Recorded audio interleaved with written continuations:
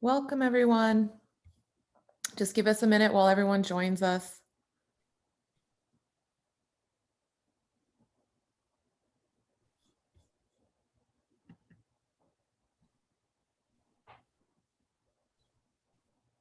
I hope everyone's having a wonderful Saturday morning. It's Science Rendezvous Day. Woohoo! Super exciting, guys.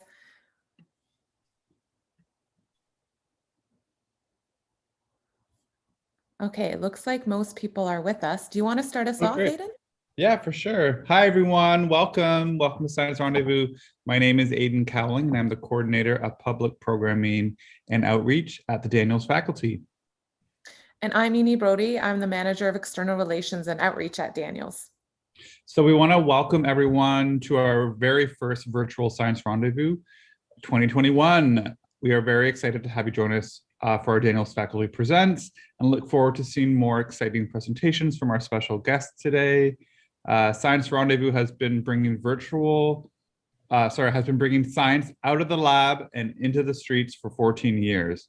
But this year, it's our first time doing it virtually.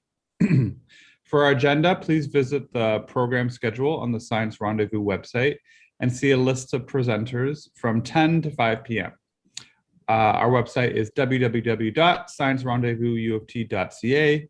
You can click 2021 Festival and Program for more details. We would like to take this opportunity to thank our partners for their support in making Science Rendezvous happen. So you can see a list of them all here. So this very big thank you to our supporters. We are part of a faculty or school at the University of Toronto, and our school has 5 disciplines. So we have architecture, landscape architecture, urban design, visual studies or art, and forestry. Here's our agenda for today. So we have some really awesome activities planned. We have actually 4 activities planned starting at 10 a.m. and running until 2 p.m. If you want to revisit and follow along on your own time with our activities, we will be recording this session and sending the links afterwards. So while you're watching, you might not have time to do everything that the instructor is showing you, but you'll definitely have time afterwards, and we'll share all the links to all the free softwares that you'll need to do the activities.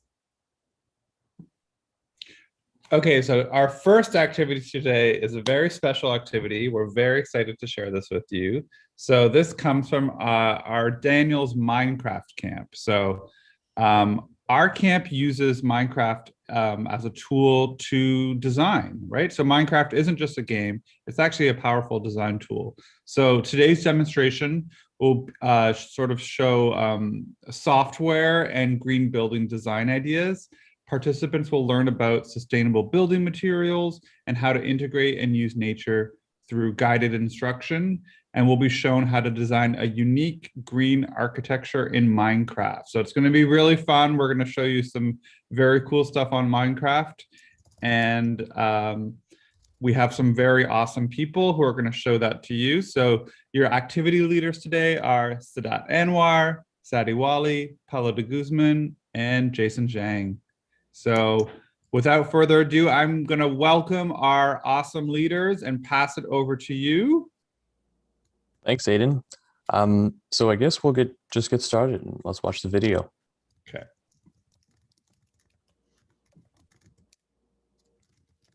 Okay, just gonna give it a second. Sustainability in housing means better use of land, a reduction in energy use, reusing and recycling materials, creating less waste, and having the least amount of impact on the environment. A sustainable building might also last longer and require less maintenance. So what does this all mean? Use materials that can be found in the local area. Think about which materials to use. The prettiest materials are not always the best materials. The best materials are not always the cheapest materials either. But the high upfront cost may save you lots of money in the future by making the energy use inside your building more efficient. An efficient building is one that uses only the resources it absolutely needs and nothing more. It may also generate its own electricity using solar panels placed on its roof. We also need to look at the landscape. A sustainable building must work with its surroundings. Don't cut down those trees, instead use the shade they provide to cool your house in the summer. Don't bulldoze that land flat. Instead, try to use the curvature to your advantage. A sustainable building in one environment or biome may not be considered sustainable in another. This is because the materials that you want to use in one biome may not be available in another biome. Remember, the part of what makes a material sustainable is that it was sourced locally. The climate in each biome is also drastically different. Therefore, sustainable buildings look very different because they are designed specifically for the environment they're in. Let's take a look at a few examples of these biomes as they exist in the real world and what sustainable architecture looks like for each of these biomes. First, we're looking at the jungle biome. What we see as a jungle biome in Minecraft is related to the tropical rainforest biome in real life, classified by a warm climate and, you guessed it, lots of rain. While the largest jungle in the world is the Amazon rainforest located in South America, these biomes exist around the world near the equator. You may know Africa and Australia for their dry deserts, but they also house two of the largest rainforests in the world. What you're seeing now are all examples of buildings made with sustainably sourced building materials in the jungle. As you can see, even in such difficult locations to build in, architects have managed to create some awesome structures like this treehouse. These structures all have something in common. They are built with biomass, which is the architect's word for organic or natural materials. The two we'll talk about in this specific section are jungle wood, oak wood, and bamboo, because they are easy to find in the Minecraft jungle biome. As you probably know from playing Minecraft, some of the most abundant building materials you can find with ease is wood. This seems pretty obvious when you look at a jungle. There are so many trees. However, chopping down every tree you see isn't at all sustainable. When building with materials like this, you have to take care in selecting which trees to chop and then replanting them, of course, as all good Minecraft players know. Bamboo is another sustainable material found both in the jungle biome and in real-life rainforests, but you cannot really build much with bamboo in Minecraft. However, in real life, bamboo is used for a wide variety of structures like huts, houses, scaffolding, and even water pipes. Take a look at this badminton court. It's made entirely out of wood, even the structure. And of course, the way to use the least amount of energy when building is to use what's already there. Most buildings need some sort of foundations to stay attached to the ground. But with tree houses, you have a bunch of pre-made living support beams at the ready. Let's take a tour of this biome inside Minecraft. Then, we'll learn how to build a sustainable tree house in Minecraft as well. Welcome to the jungle. Here is one in Minecraft. The most striking feature is the density of big and tall trees. There are so many. Here we see a long winding river cutting into the ground near the trees. A real-world example of this is the Amazon River, which cuts through a rainforest in Brazil.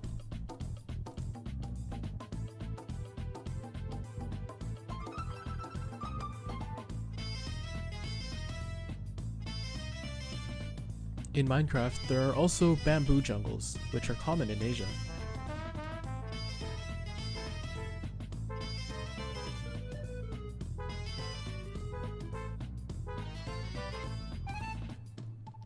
Bamboo forests are home to pandas, who are happy to be surrounded by their favorite food.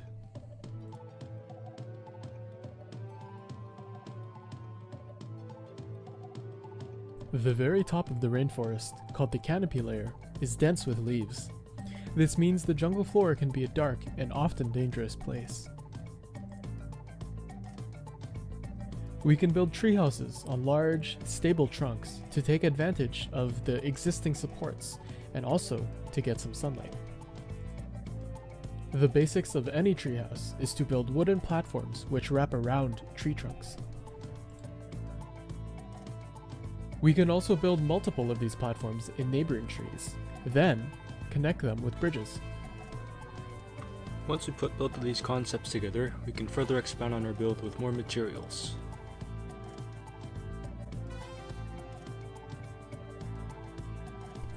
Since the rainforest is hot and humid, it's important to build up high. By building right underneath the canopy layer, we can use it for shade to keep us cool. Due to the high altitude of our building, we have to be careful that our treehouse is stable. Bamboo in Minecraft can be crafted into scaffolding, which is a very cheap, efficient, and strong foundation material. Additionally, building outwards from the trunk can help incorporate the tree trunk itself into our build, further stabilizing it.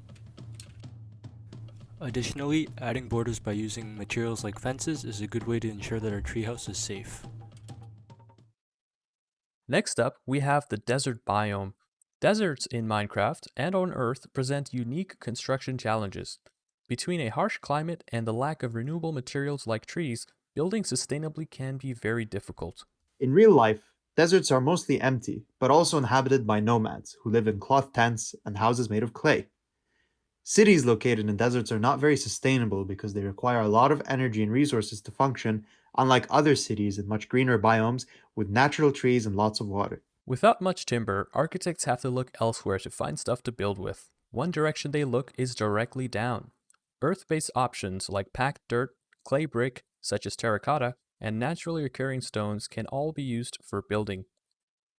Cloth, such as the wool of sheep and camels, are used to create tents that the nomads live in. Earth materials have a handy feature when it comes to having energy, along with their ability to keep spaces cool. In the daytime, deserts get hot. The highest temperature ever recorded on Earth was in Death Valley, California, at a delightful 57.6 degrees Celsius. At nighttime, temperatures drop. Homes made from clay and packed dirt help to fight that change, reducing the need for electric sources of heating and cooling, which requires a lot of energy. It's important that we mention that while we can get these materials in the desert, they still need to be taken from the ground and solidified. Some designers use recycled materials in their buildings. Earthships, for example, use trash, old rubber tires, bottles, and cans that don't break down over time, which make for sturdy structural supports. Let's take a tour of this biome inside Minecraft and see what we're building in the desert.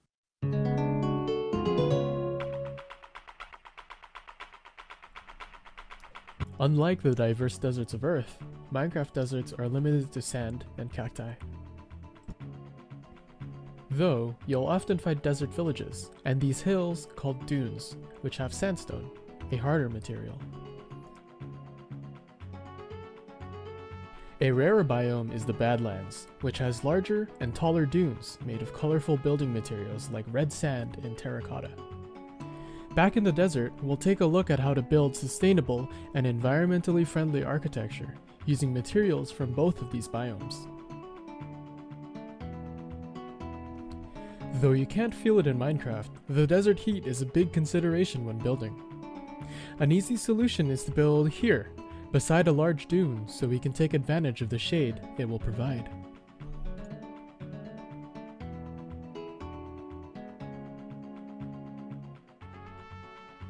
Also, since the desert is usually quite sparse, building near any resources, like an oasis, which has water, is a good idea. A basic desert house design uses large open windows, as well as open rooms so that air may pass through easily. Usually, this means that buildings are wider than they are tall. We can also build overhangs above entrances and windows for more shade.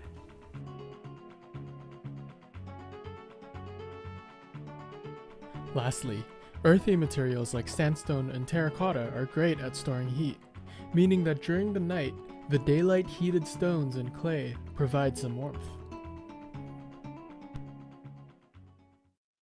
This biome is one of the most common in Minecraft, and it happens to be one of the best biomes in the real world to live and build in. The flat nature of the land and the easy access to rivers, ponds, lakes, and trees makes it really good to build both in Minecraft and in real life. If you live in North America, you most likely are familiar with what can be built in plains and forest biomes. Your house is a perfect example, along with your school, your local park, library, and so much more. In Minecraft, the plains and forest biomes give you access to a wide range of amazing and sustainable building materials, such as oak wood, birch wood, bricks from the clay you find in the rivers, and stone bricks. Stone normally isn't a sustainable material in real life, but it can be when it is cut locally and when it is used for buildings you want to last for a long time. Most of the oldest buildings in the world are made from different kinds of stone, like medieval castles and cathedrals. Wood is one of the best sustainable materials out there. It is one of the easiest to get a hold of in most parts of the world, and since trees can be replanted, a sustainable cutting of trees to get wood for building structures is much better for the environment than using other materials that are non-renewable and require a lot of energy to extract, transport, and use, such as stone and concrete. Now back to the building team to see what they've got for us. Forest biomes in Minecraft are incredibly diverse, from tall, hilly birch forests to your normal plains forest, and finally, large, deep, roofed forests. Each of these types of forests are unique in their tree types, their fauna, or wildlife, and plant life. We'll be taking a look at examples of architecture in normal forests. Like all biomes in Minecraft and in real life, building as close to resources is always a good idea. In this case, this river can provide us with food, water, and even a source of energy.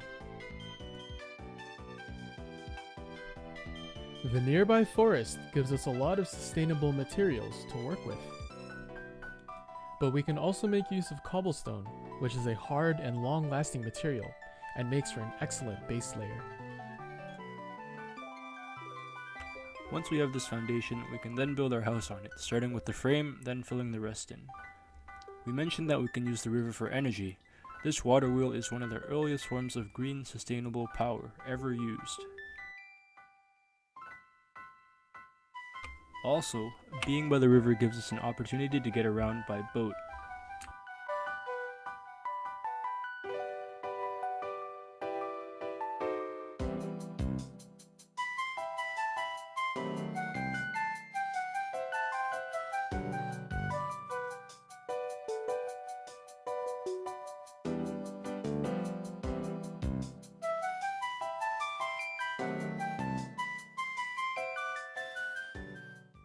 Next, we have the Snowy Mountain biome. This biome is known as the taiga or boreal forest on Earth, and it is said to be the largest dryland biome on the planet. It is known for its evergreen trees and cold climate, and can be found near the northernmost and southernmost parts of the northern and southern hemispheres. The most sustainable building you could possibly make here would be an igloo. Snow and ice can be sourced locally, and they are replenished naturally through snowfall. While building an igloo might sound fun, it's not very practical for living in, which is why the most common sustainable building here would probably be a log cabin. That's why we can look around for some more materials present in this biome, such as wood from trees like spruce. When building in this biome, we have to consider two things: keeping the inside warm and keeping the roof clear of too much snow. Wood is a great insulator, which means it keeps the heat in and the cold out. The thickness of the logs provide good regulation of heat and humidity within the cabin without using additional insulation materials. Where there is heavy snowfall, we must also slope the roof down so that the snow can slide right off. Snow might look light and fluffy, but a lot of snow packed together can be extremely heavy. If the snow keeps piling up on the roof, it might become heavy enough to crush the cabin. So we looked at igloos made of snow and ice, and we also looked at a cabin made of wood. Minecraft buildings are most often made from wood planks, but ice, packed ice, blue ice, and snow blocks can add a little pizzazz to your buildings. The Minecraft cabin build we'll look at today uses many different wood blocks like fences, planks, slabs, and logs to make it fancy. But first, let's take a look at the Snowy Mountain biome in Minecraft. In Minecraft, there are a few types of cold biomes. First are the rare ice spikes and frozen oceans, where you can find special types of ice, along with glaciers.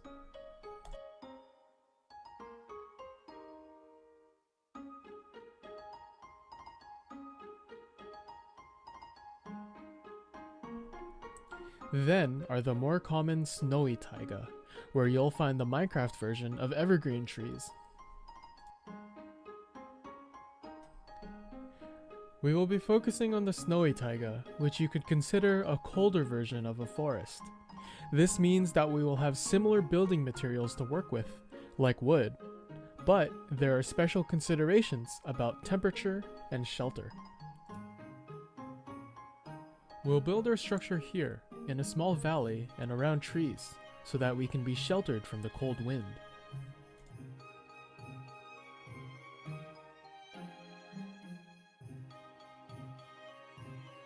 Unlike the forest biome before, we don't use many rocks and stones in this build and instead focus on using logs such that our house resembles a log cabin. This is because wood is a great insulator and it can keep the heat in. The roof here is also sloped so that when it snows, most of the snow can slide right off.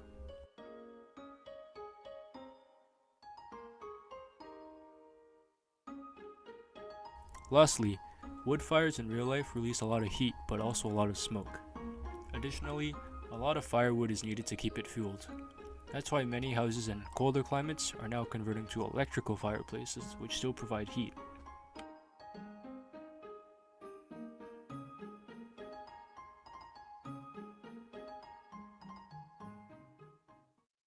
And now, mushrooms. There aren't actually any mushroom biomes in real life, but we can actually build with mushrooms. Different materials like coffee, cardboard, rice, and sawdust can be fed to mushrooms to produce solid building blocks. Mushrooms, also known as fungi, are beginning to be cultivated to build all kinds of structures, but this is a very new material and has not been used greatly yet. So far, mushroom structures have been used for walls of cool architecture like this one. But like we said, since this is a new material, there aren't a lot of examples of how it is used in buildings, which means you can be creative on how you build your mushroom structures in Minecraft. The nice thing about mushrooms is that they grow really fast in lots of places. Since it's a renewable source, you can grow an infinite amount of mushrooms.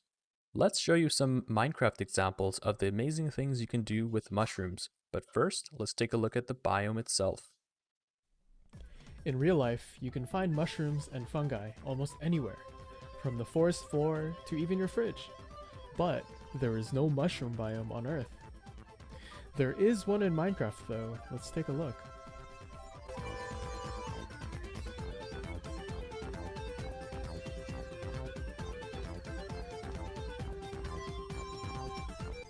Here, you can find some big mushrooms, and sometimes even some really big mushrooms.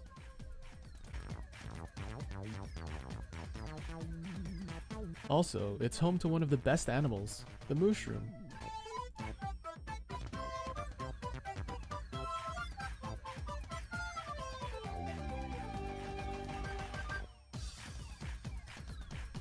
Very often, mushroom biomes are islands, which gives us easy access to water.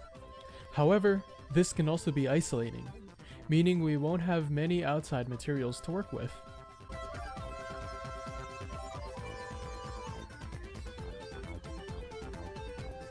We can of course use many types of mushroom blocks to decorate, since they are very colorful. Contrasting between the red, white, and brown makes for a pretty design. Since we're building in a biome that doesn't exist in real life, we can have some fun with it. Have you ever wanted to eat your house?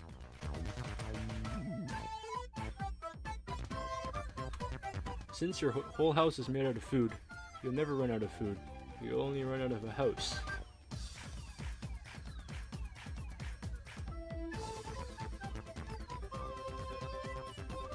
In real life, it's not as easy to simply take blocks of mushroom to build like this. So scientists have begun to grow mushrooms into building materials themselves. Thanks, Paolo.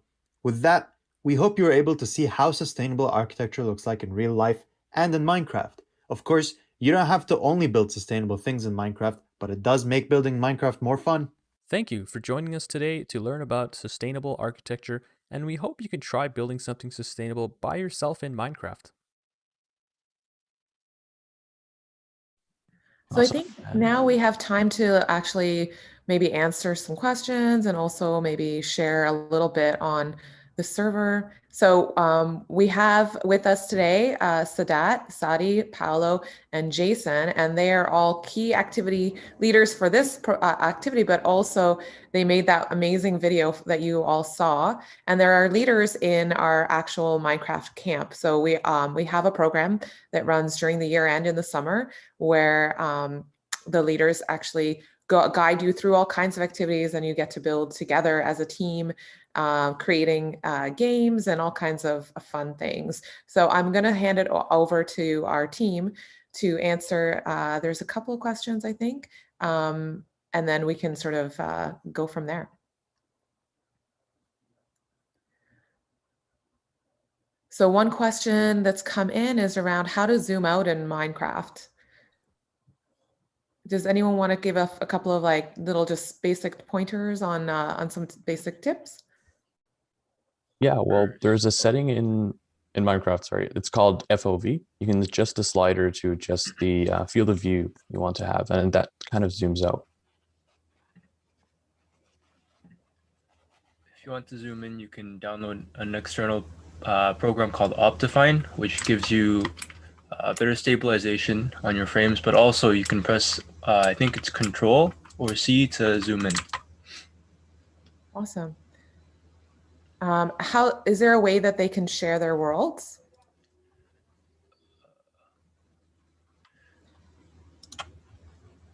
It's a question coming from junior scientists. You can, there is a folder inside your computer that Minecraft creates where it stores all of the world files. If you share that folder with your friends, you can share your world effectively, your entire world. It's a little complicated, but it works. But there are servers where you can all play together and build in the same world. I have a question. What is a mushroom? Is it part mushroom, part cow? Yeah, it's a special variant of a cow that's found in the mushroom biome. It's like half mutated with mushrooms, so it has mushrooms growing on its back, and you can milk it with a bowl for mushroom stew as well. Wow, okay. A whole new creature on Minecraft. Thank you. There's questions around the IP for the server. I think our server isn't necessarily open to everyone, but you can find all kinds of servers online. Jason, do you want to tell people more about that? Yeah, so our server is open for our Minecraft camp, which will be taking place during the summer. If you join that, you'll get the IP. But if you guys want, I can screen share right now and show you around a bit. That'd be great. Okay. How do you shift in Minecraft? You press shift. Okay. Let me see if you guys, let me know if this is okay.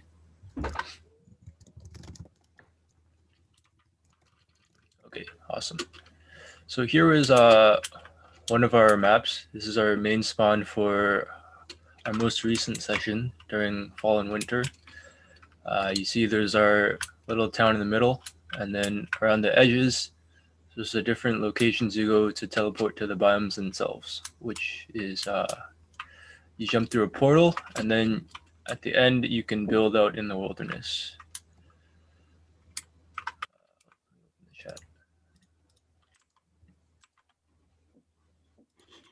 Awesome. Our server is in Java edition. So there is a free, so for those who don't already have a Minecraft account and you're just new to Minecraft, you can, I put in the chat earlier and we'll share, there is a free trial. So you can, I think it's 150 hours or something that you can get of a free trial. But the one that we use, yes, is the Java edition. There's a question around how do you find a witch hunt? I'm not sure what that means, but I'll hand it off to our team. Witch hunts are mostly common in the swamp biome. You can't really like go out and hunt when you just kind of get lucky and run across it, kind of. But once you find it, it's just one witch, so it's pretty easy to take over and steal the resources, I guess. We have a question from Keon who's asking how long it took you to build a desert house. The desert house, the planning itself took a lot longer than the actual building, since we have a plugin called the World Edit, which helps you build basic shapes easily. So it took around, let's say like 2 to 3 hours, and then we just had to add the decoration around the edges. Awesome.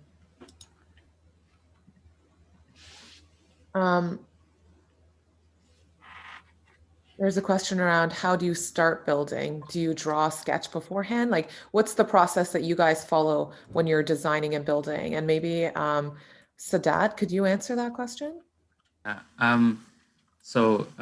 Usually when we build, we start like drawing and sketching first a little bit to get an idea of how our house is going to look. And then you start to look for material, right? And then you start to lay out. And then definitely it always changes a little bit when you actually start building. Sadi, how do you start your process? I usually just start with the walls and a floor. Then I add like stairs. I'm not a very good builder, but I like to experiment with different materials. You can use a lot of like really interesting materials um, like trapdoors as flooring, which is a kind of like, it's an interesting look, but just don't fall through the floor. We have a question from Keon who's asking, they missed the introduction. So yes, we have all University of Toronto students here with us today, and they are studying a variety of different things. So we'll let them each describe their course of study. Sure. So I'm studying architecture. I'm studying architecture as well, third year. I'm studying statistics and cognitive science. Awesome. So, and the other members of the team are, so we've got two different student groups that work with us on our Minecraft program, and that includes U of T Esports, of which Jason is a part, and those are students from across the university. And then recently we have our student group AALD, which one of you guys can give us the acronym for that, but they're actually at the Daniels School. Yeah, so AALD stands for Applied Architecture and Landscape Design. We teach workshops and we generally just help students with technology and software. Awesome. One question is asking around, how do you get world edit? Sure. So you have to, it's mainly, I only know how to do it for like servers itself. So you have to go onto the World Edit site and then download their plugin file. And then through your server, you have to like move it into the plugins folder and then restart your server and everything. And then it should be there. Awesome. We have a question around how you tell what your IP is, where you find your own IP. I don't remember doing that in the past, but for Minecraft server IPs themselves, you're usually able to configure that when you're setting up the server itself. There is something called realms, which setting up a server is maybe quite confusing for someone who is not familiar with Minecraft. But realms makes it easy to play with only like a few friends. There is a limit on the number of people you can have in your realms server, but it is an easier option. But in a Minecraft server like we have in our summer camp, we can have lots of people on at the same time. Awesome. What is your favorite type of wood to build with?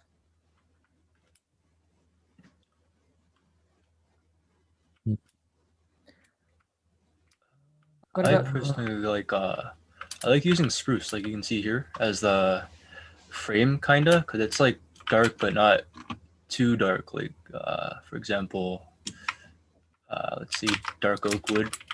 That kind of looks like, I don't know. I just think it looks too dark. I like spruce. For flooring, I also enjoy spruce, but birch is also a good idea. I like the spruce door a lot, but mainly I stick with oak, spruce, and birch. Sometimes I throw in a bit of dark oak, like over here. I really like oak wood just because it's really like widely available in the plains biome, which is usually where you start off. Hubin is saying that he prefers oak. Thanks for that. How do you do hardcore mode? I'm not sure what that means, but that's a question in the Q&A. Yeah, it's so when you create your world initially, there's an option to change what type of game mode you be playing. So there's like survival, spectator, or not spectator, but survival and creative, right? But there's also a hardcore mode which you can set up during the world generation, which makes it so that you don't regenerate, and if you die, your world gets deleted.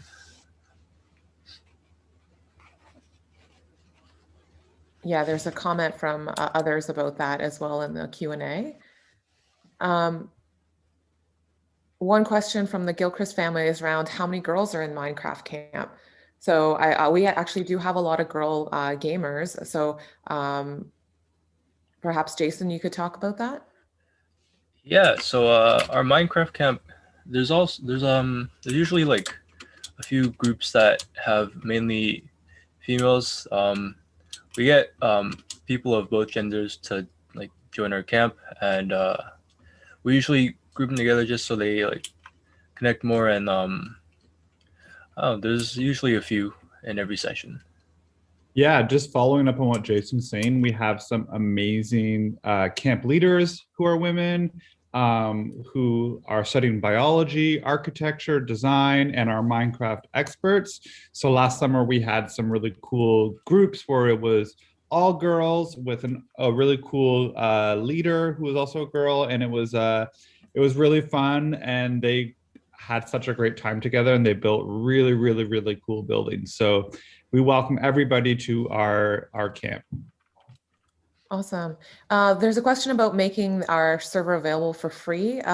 We actually don't leave our server online without supervision. So that's part of, so for us, we always make sure that it's supervised. We can definitely look at that, but we would have to have it supervised. There is a question around how to build ladders. Craft it with 7 sticks. Ladders, you just get sticks, I guess, and then let me move this out of the way. You kind of make an H shape here, and you get the ladders. Nice. That was so fast, Jason. Wow. Oh, wait, let me. Sorry. There you go. More ladders. It can be pretty useful if you don't have that much space for, like, let's say a staircase. So ladders are awesome. Yeah, I saw there was a few ladders in the jungle treehouse that you guys had built. Yeah. Very cool. So in our program, we have also some games. So we teach folks how to deal with things like redlining and redstone. Redstoning, sorry. There's all different types of ways to build games, and it's really a lot about storytelling. So having a variety of people making that game is really important, because it'll appeal to a lot more people, right? So I think that's a big part of it is figuring out your story, and then a lot of that comes from creativity. So we've got some people here who are experts at redstone. We have a variety of different skill levels here as well, I noticed, so that's really awesome. Penny, I'm not sure what you're asking. You're asking how you do something, but I'm not sure what, so maybe add some more information in the questions. Some people are saying that redstoning is hard. Do you guys want to talk about that a little bit and what that means and how that works? Yeah, there's a lot of, like, I guess, logic involved with it.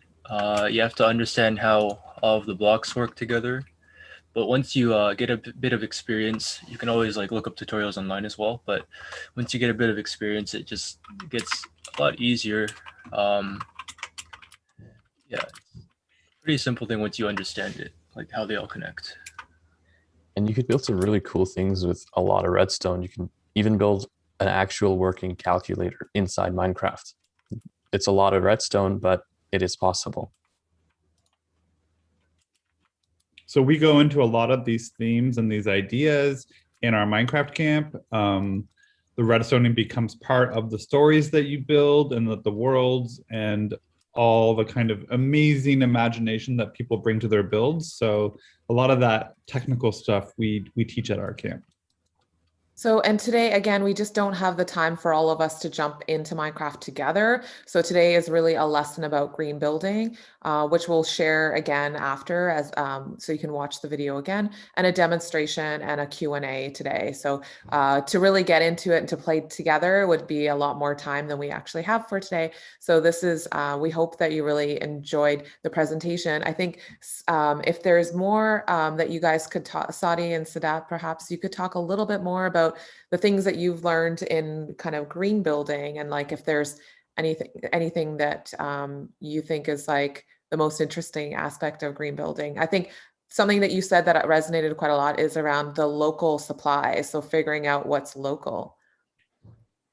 Yeah, I mean, looking for material around you and trying to find which material, the one thing that I found quite interesting was like when you cut down trees and plant them back so that your friends can also cut those trees to build, right?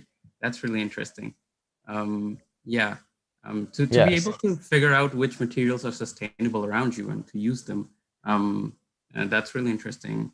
It also gives your house a nice look, I guess.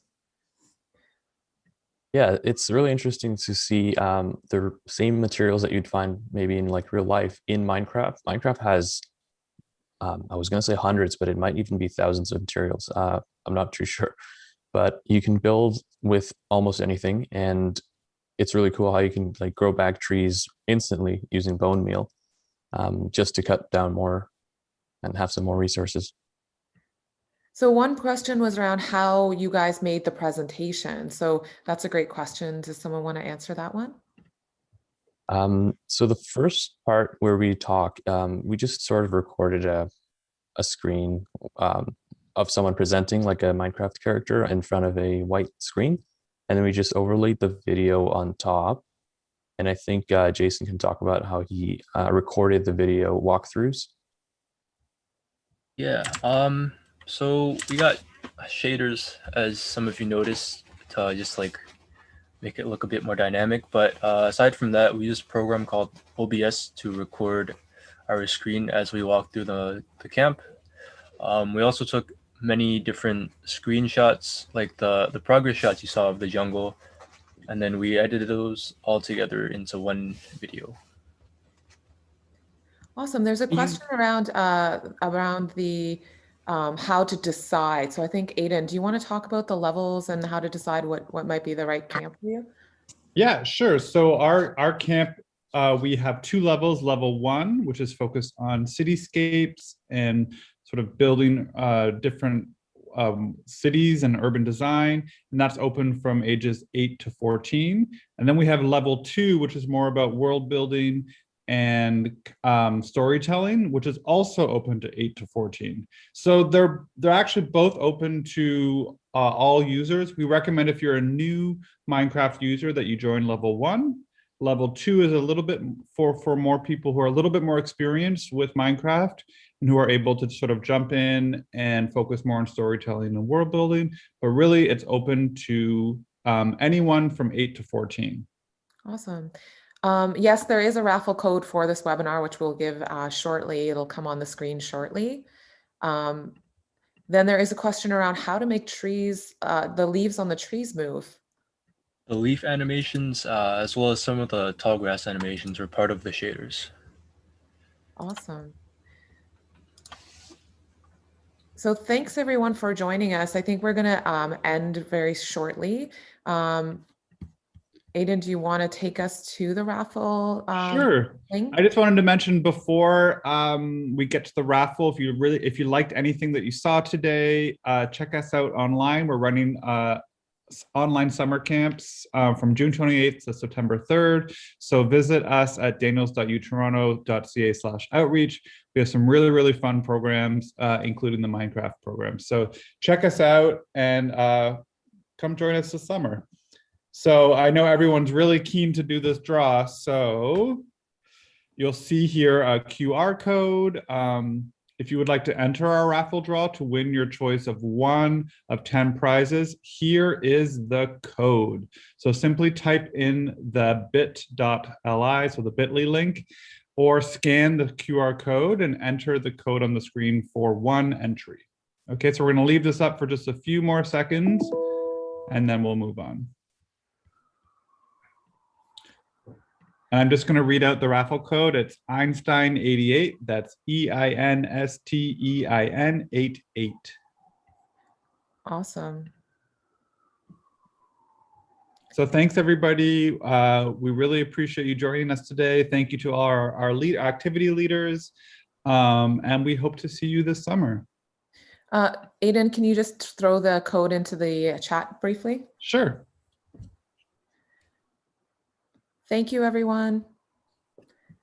So we're going to take a quick break now. And then if you are interested in coming back to see some of the rest of our programming, we will be looking at 3 other programs. So one is called digital design, and then we have a design boot camp and an architecture and film boot camp. So that's going to be a really exciting. There's lots of different things happening today. So thanks everyone. So we're just going to go on our break now, and we'll be back at 11:10.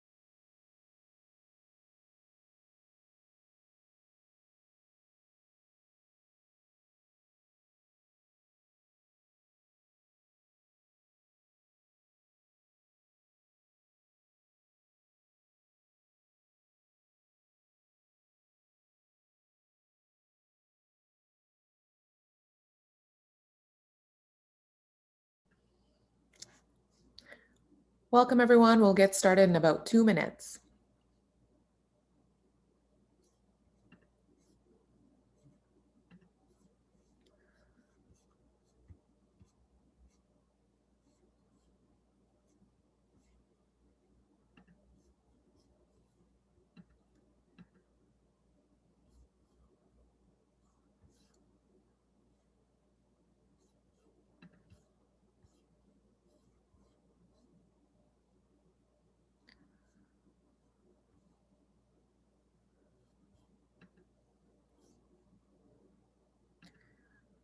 Hi, Aiden. Hey, Nini. Awesome. Hey, Hamid. Hamid, Hello. you're blurring into the background. Yeah.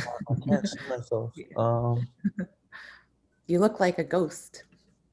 I am going to take the. Oh wow, terrible.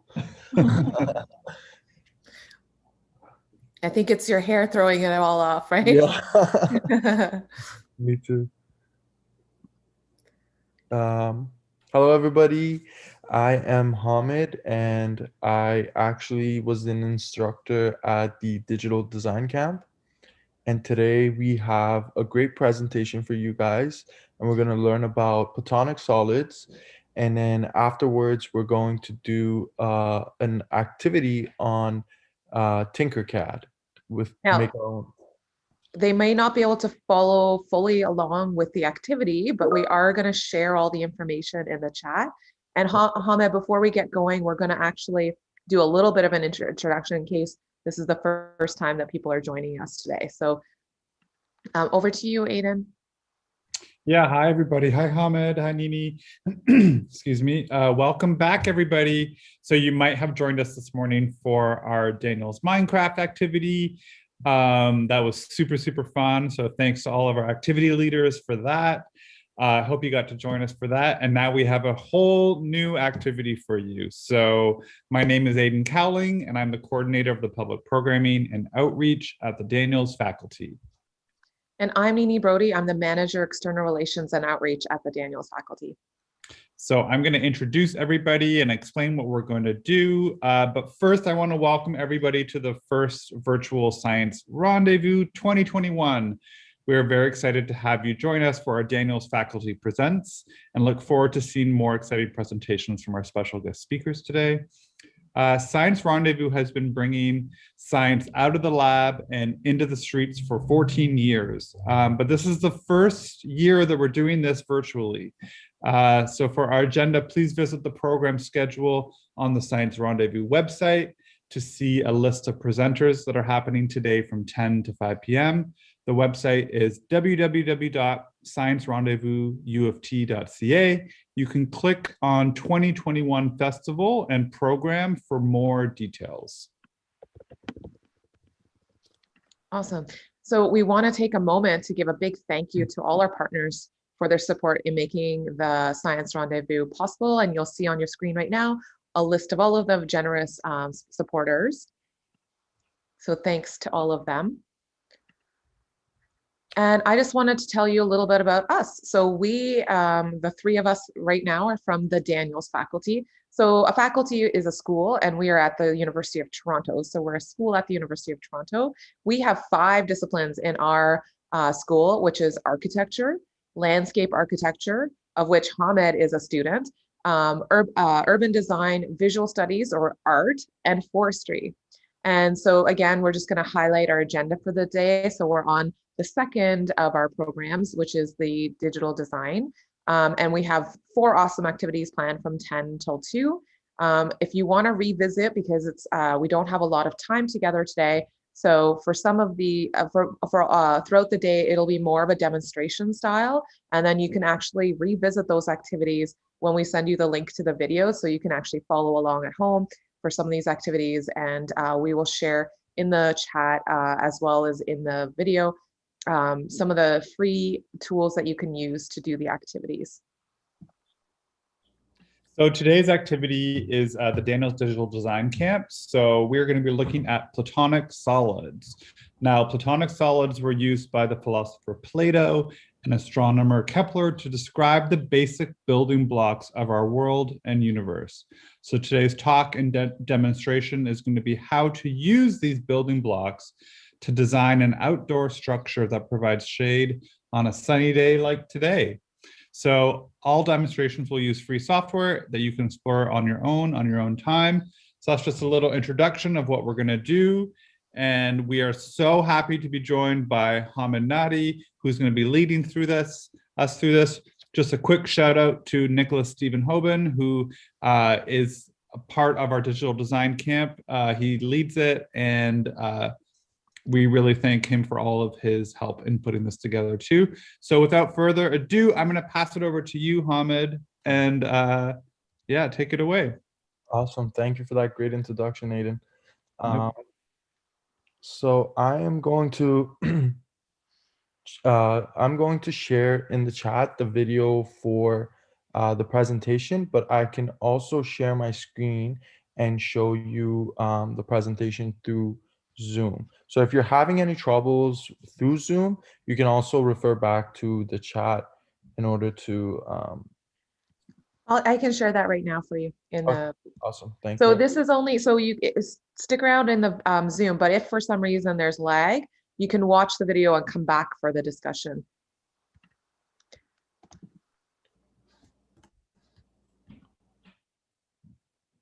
Can you guys see my screen? Awesome.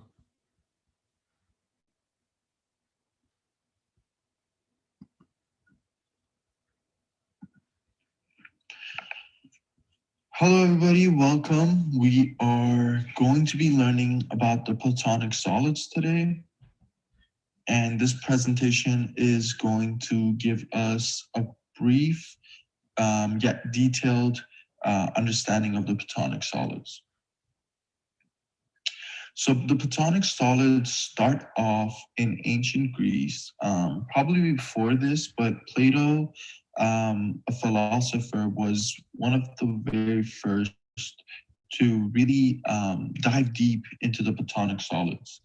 And so a long time ago, Plato, this very smart guy who lived in ancient Greece times, and he was a mathematician, he was a philosopher, and made his money thinking. He thought about big ideas, like the earth, water, the air, fire, and how all those elements and things fit together. What are essentially their similarities? What are the differences? What components do they have that make them different? And so he connected these elements to different shapes he saw in the world. He saw a connection between shapes and these natural elements. We call these shapes the Platonic solids. So these are the 5 Platonic shapes. They are 5 solid shapes that are completely symmetrical and can be connected to the 5 elements, the 5 natural elements. So starting from the left, we have the tetrahedron, Next, we have the cube or the hexahedron. Then it is the octahedron in the middle. Next to it, we have the dodecahedron.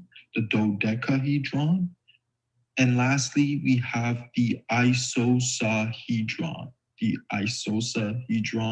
on the right, far right.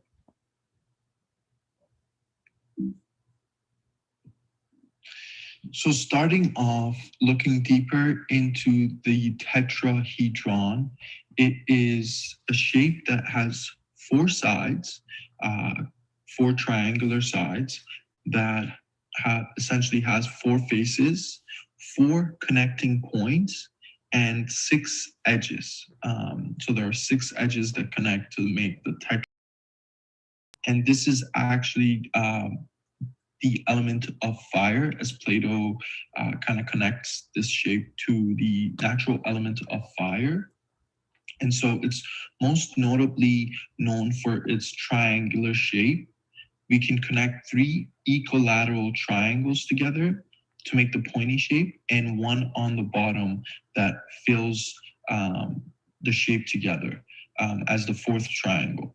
So this is called the tetrahedron because tetra means four and hedron meaning sides. And so Plato associated this solid with fire because of its pointy ends, which he explains mimics the stabbing sensation of a flame.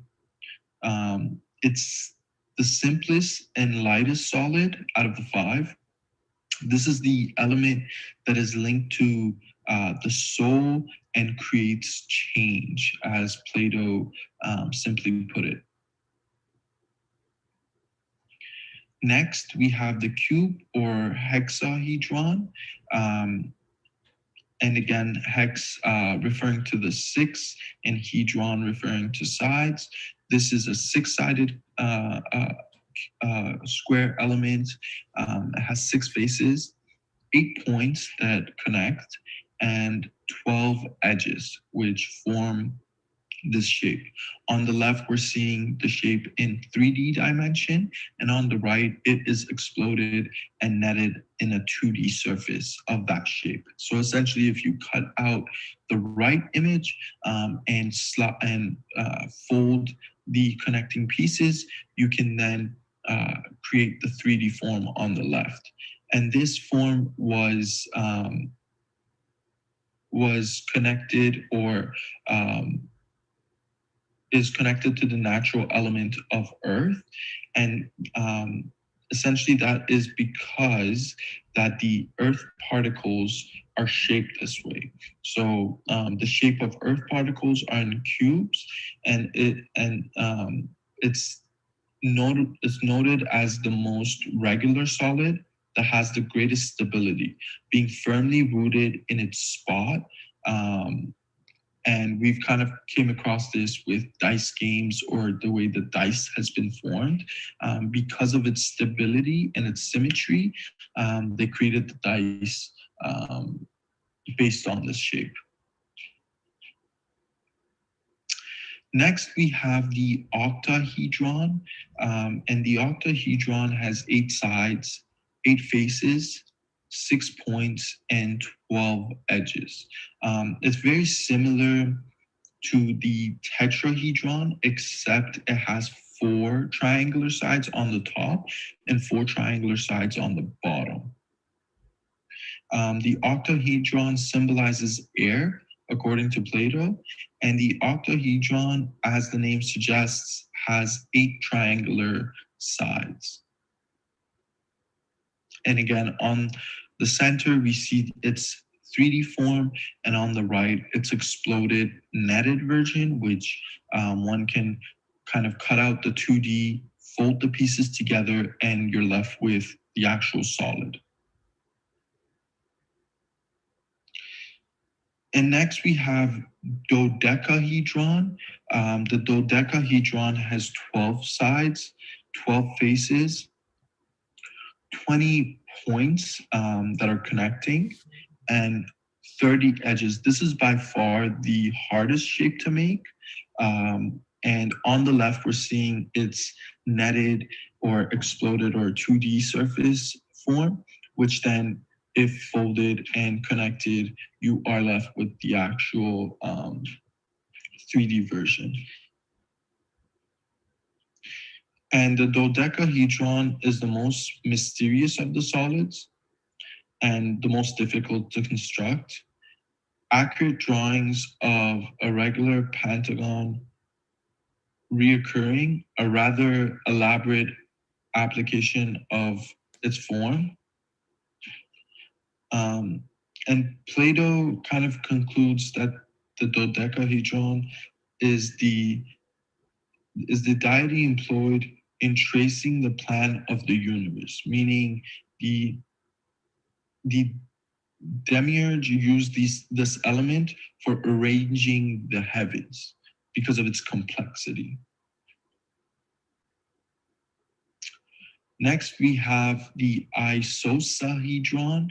The isosahedron has 12 sides, 12 faces, 20 points, and 30 edges. And the 2D version kind of suggests its triangular complexity, and it's known as the element of water. So while fire particles are the tetrahedron due to being its light and simple form, the opposite is true for water particles, which are the isosahidron, for being heavy and complex. So it can be related to the tetrahedron, except this is like the very complex shape of it. So the after all, it is something able to easily squash and extinguish a flame. This has 20 triangular sides. And so these are the 5 elements, or the 5 Platonic solids. And there are only these 5 elementary Platonic solids, and things do get more complicated, but these are essentially the primary 5 solids that started off geometry. So next, we're going to look at where have these shapes really inspired people, and where have they been used? Because these shapes have been used in many of our daily life without us really knowing. So because they were formulated and thought about so much in ancient Greek times, since then, we can kind of see how they've inspired different forms that we've come across. So we're gonna think about astrology for a second, and how astrology has come to inspire these shapes. So there was a very important figure after Plato, Johannes Kepler, who was a German astronomer, mathematician, and astrologer.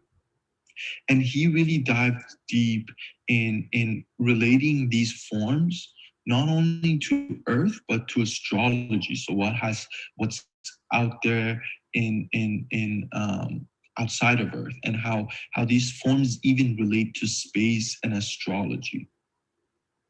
Johannes Kepler was a very, very key figure in the 17th century because of his scientific revolution. So it was best known for his laws of planetary motion, and he studied different planets and their motion, and he discovered that the ratios of the orbits of the 6 planets known in his day were the same as the ratios between nested Platonic solids.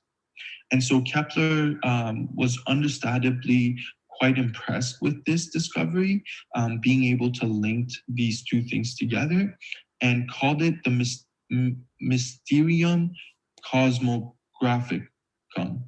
And so he created this model to represent his theory of Mysterium Cosmographicum. And it really shows that these Platonic solids can kind of be configured into one, and their relation to astrology, and the fact that these nested Platonic solids have the same ratio as the 6 planets in his day, and their orbits. We also see Platonic solid influence in ancient architecture. So looking back to the Egyptian pyramids, back a long time ago in 2630 BCE, we see that these Platonic solids actually were so inspiring that the Egyptians used these forms to create very, very large structures and architecture out of them. So if you remember, and if you can kind of guess out which Platonic shape these pyramids were based on, go ahead and kind of like say it out loud now to yourself, but so I'll wait for that. But the answer is the octahedron. So essentially, these pyramids are the top half of the octahedron. And the reason this is not the tetrahedron is because the octahedron has 4 triangular pieces, and these pyramids have the top half, which are the 4 triangular pieces on top. So that is something interesting to note. We also see these forms very, very influenced in Islamic art and architecture. So here in 2016, Dana Awartani had used these forms to kind of exemplify how these are used in Islamic art and architecture. So in these images, we're seeing 3 different forms. We're seeing the actual 3D version in the glass. And if you look inside the glass, there is the 2D version of these shapes, and how they've kind of started off as that 2D version, and how by creating multiple nested versions and folding it, you get this glass 3D version. So it's kind of like Inception. It's kind of like you have the geometric form within the actual solid form, which is quite cool. Now, although that was a modern example, this one here, the Shah Mosque in Esfahan, Iran, was from 1629. And you can kind of see these really cool, bright patterns that they've used as inspiration that they got from the Platonic Solids, because Islamic architecture was very much around mathematics and astrology. And so this kind of transformed into the language of the architecture itself.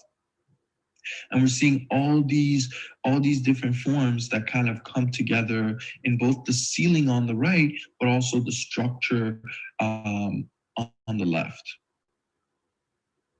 And these geometric patterns can be formulated in these shapes. So in this example, we're seeing the Isosahidron on the left top. We're seeing that 3D form, and the nested version up top on the left, and kind of how by repeating that 2D form, we're seeing that 2D form then kind of becomes this really cool pattern that kind of created this, that was the source of the inspiration for a lot of these patterns. So just by simply opening that 3D form up, they kind of managed to replicate it and keep adding on to it to create this really cool pattern, which then they placed on top of the architecture. So here's a few examples of the actual 3D form on the left and how that was used in the architecture.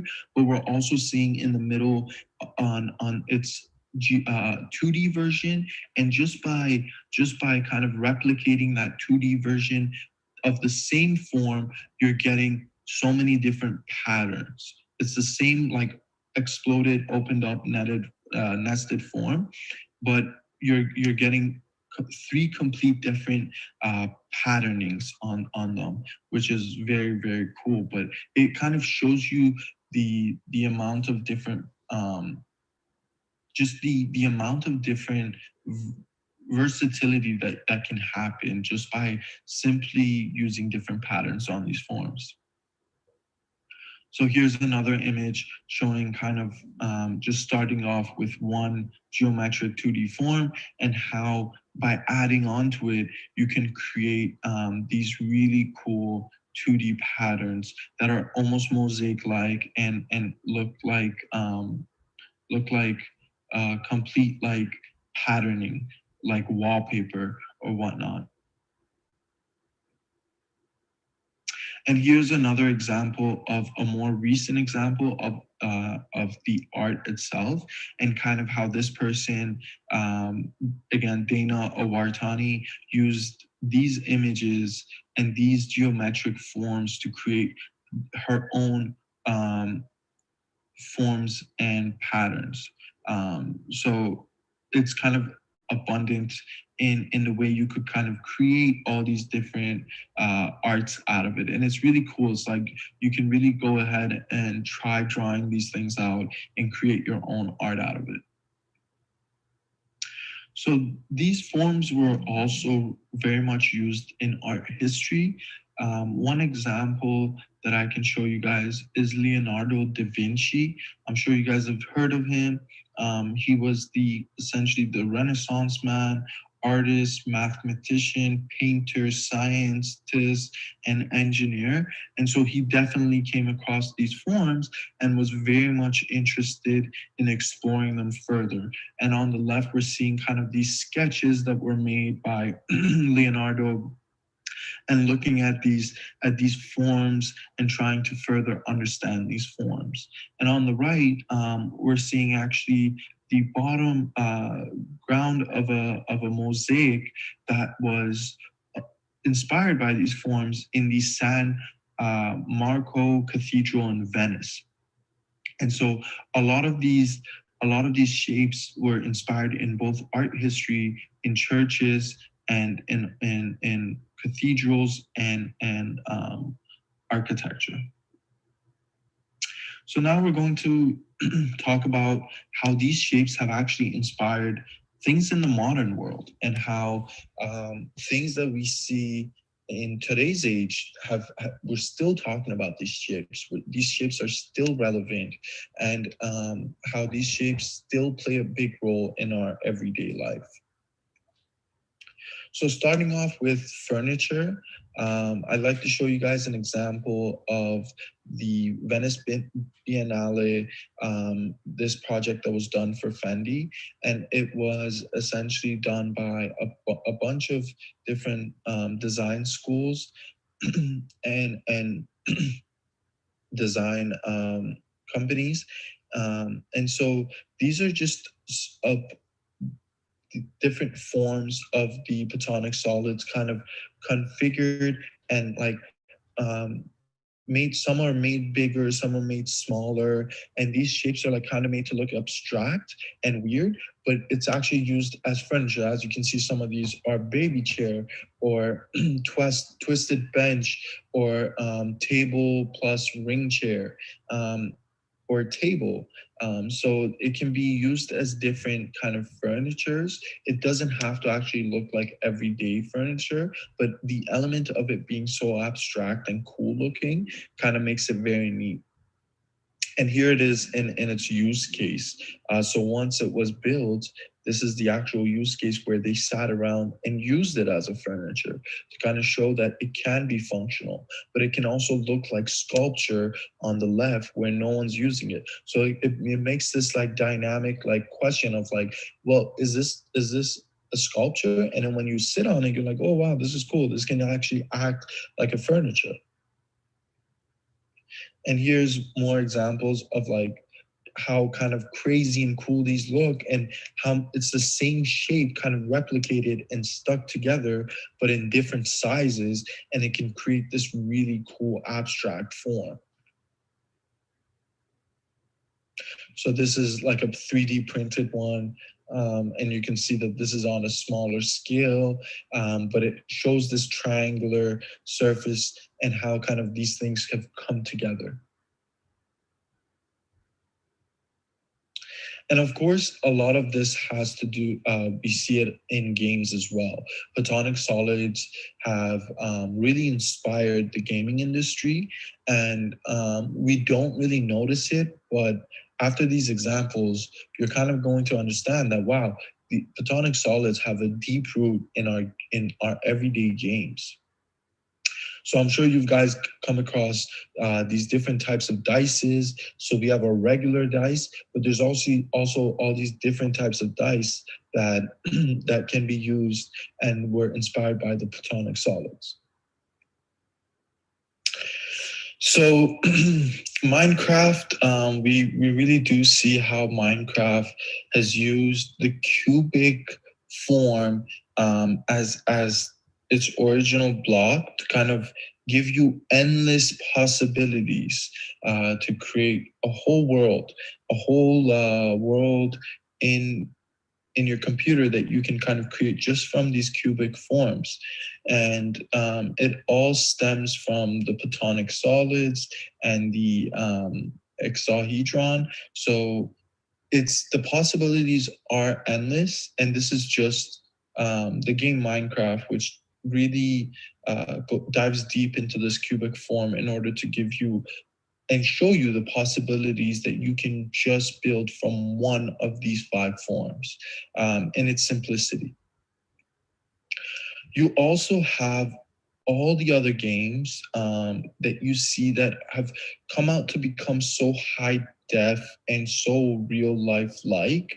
These games actually are designed and built using computer programs.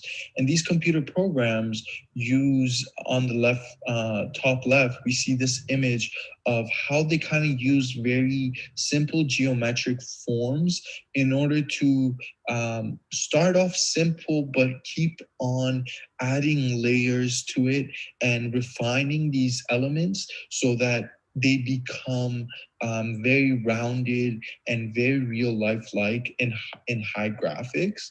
But it all really starts with the same geometric of the Platonic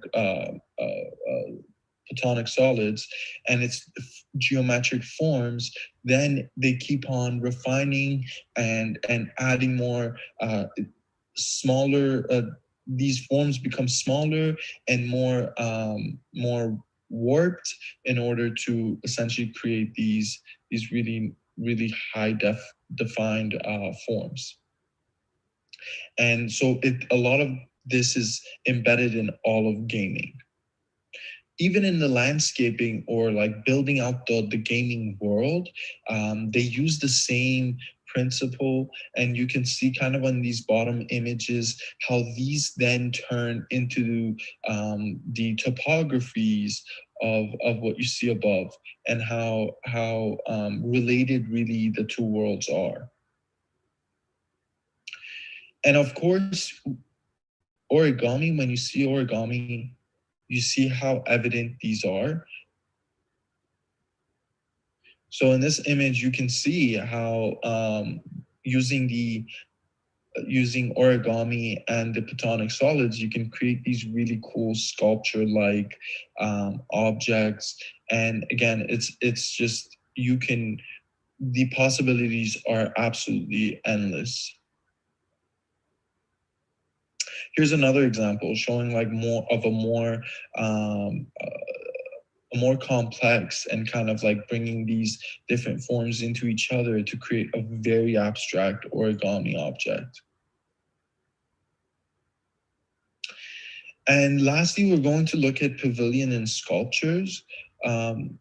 So this work by Daniel Widrick kind of shows how you can create really large pavilions and sculptures that you can essentially use as shading and as shelter. And these forms can kind of come together in different sizes in order to create really cool structures. And this is why these Platonic forms are very important to the world of architecture. And this is a sculptural form that, again, uses these Platonic solids to kind of give you this really cool sculpture that's freestanding but stable, and it's very diverse in the way that it looks, but it's using one repeated element.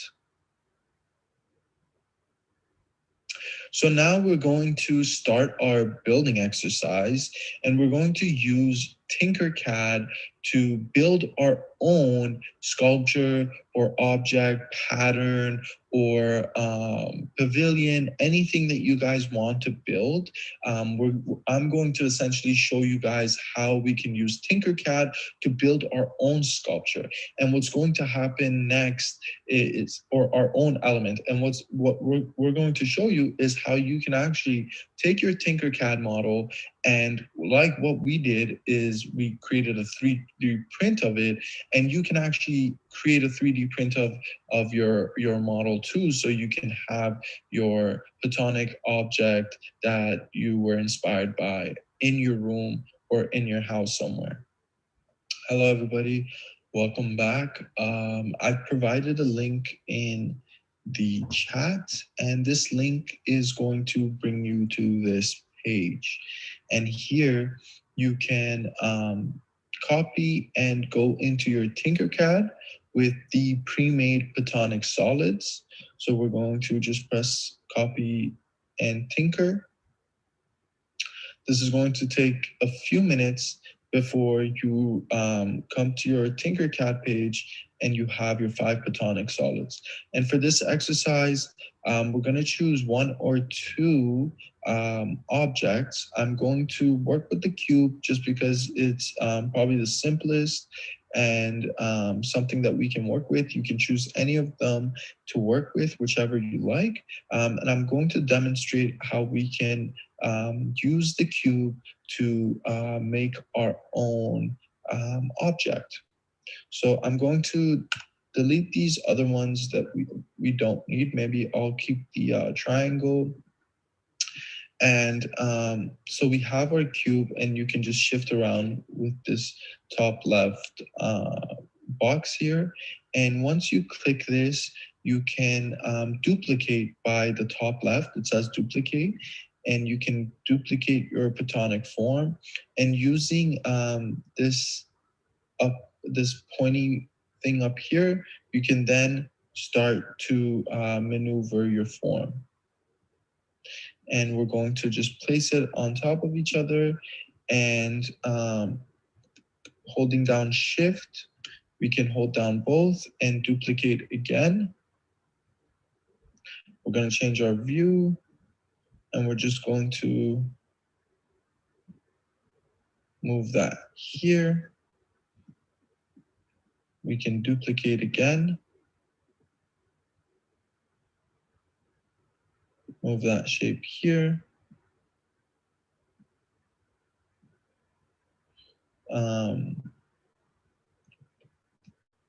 We can duplicate again.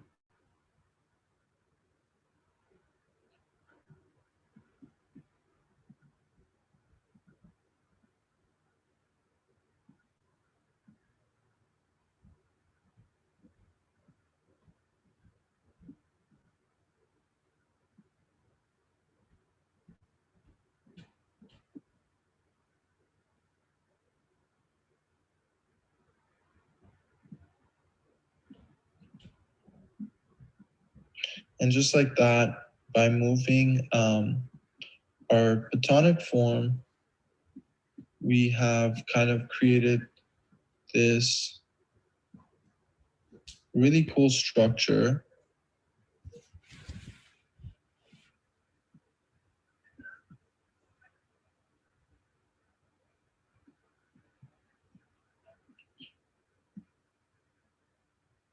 We have made the structure, and as you can see, kind of looks like steps with an area levitating.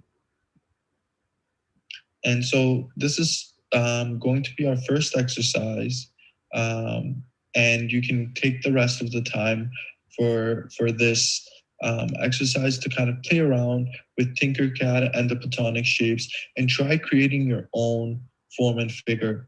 So I'm going to show you maybe one with the triangle now, and see if we could create another shape. So again, using the duplicate form, we can then duplicate our Platonic shapes. And you do have to move around in order to see where exactly you are.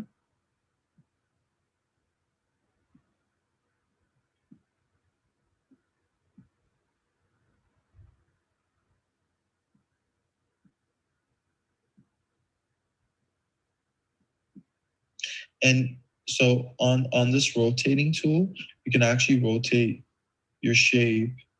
And if you hold down shift, it snaps to every right angle.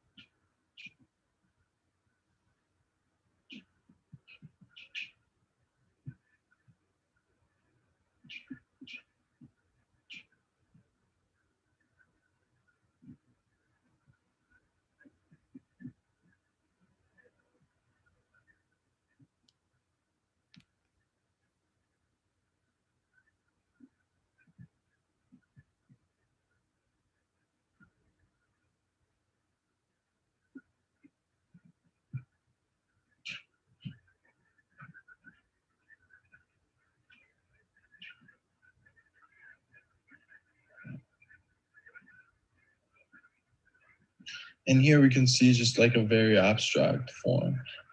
Now this won't be able to, you won't be able to print it because they're kind of free floating. So you do have to make sure that the edges are combined together. And that would be one way of printing. But this one here, you can totally print, and you could actually have that as an object. So in order to print this, we have to make sure that these objects are essentially touching one another.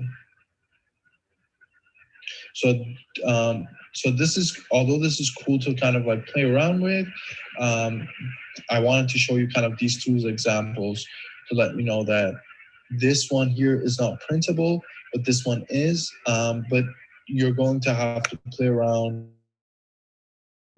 in order to have a solid object before you can actually print it.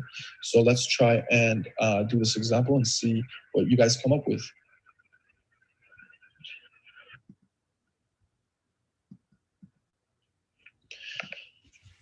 Hello, everybody. Welcome. We are going to. Thanks, Hamid. I think we actually did at some point print some of the 3D prints as well. I'll see if I can find that video. But if there's any questions for, so do you want to describe like what would be the next step if you were to 3D print? Totally. I can also show one of the examples of what we actually worked on a different program, not Tinkercad, to show you guys how we went about it. So this is a different program. This is called Rhino. It's a little bit more advanced, and essentially you can kind of use all these tools, but we started off with the pyramid shape, and kind of replicated that throughout to create this structure. And so using the same shape, you can kind of resize so that you can get it printed. And so it should be Boolean at the end. So what Boolean means is that all the shapes would have to be connected. And so it's one full object instead of like all these different pieces.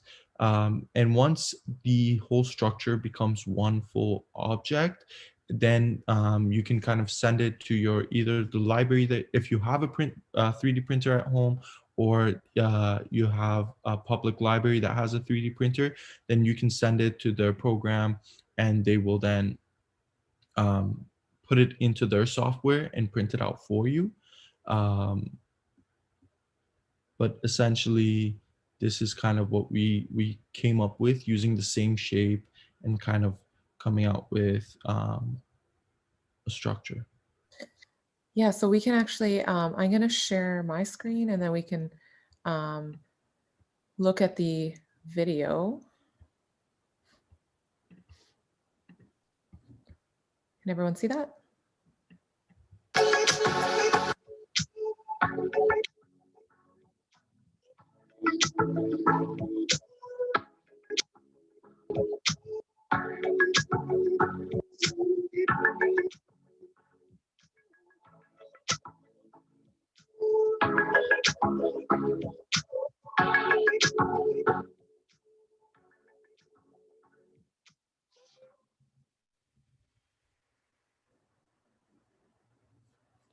So that was the video of a 3D print being made. But also I can show you so I think that was actually the 3D print was actually of the first thing that you showed of from the Plato section with, I forget what it's called, but the kind of viewer for the solar viewer thing that you first showed. And so I don't know if everyone, so there's different ways of 3D printing. A lot of people have seen the plastic. This is a plaster version. And so when you actually extract it, this is what it takes to extract. So you actually have to move all of the, so I don't know if you guys remember that shape. I'll go back a little bit so you can sort of see that shape. Oh, sorry, too far. This shape here was at the very beginning of the presentation. And I think we were trying to print it, but it was so delicate that we actually couldn't fully print it. And then I'll show you as well some of the 3D prints, which of the shapes that we were describing. But let me, I'll show that afterwards. Aidan, do you want to check any questions in the Q&A? Sure. So there's a few questions coming in. One is about balance. So when you're building with the Platonic solids, is there a way to make sure that your structure will remain balanced and solid? Or can you just sort of design and hopefully it'll stand up straight once you print it?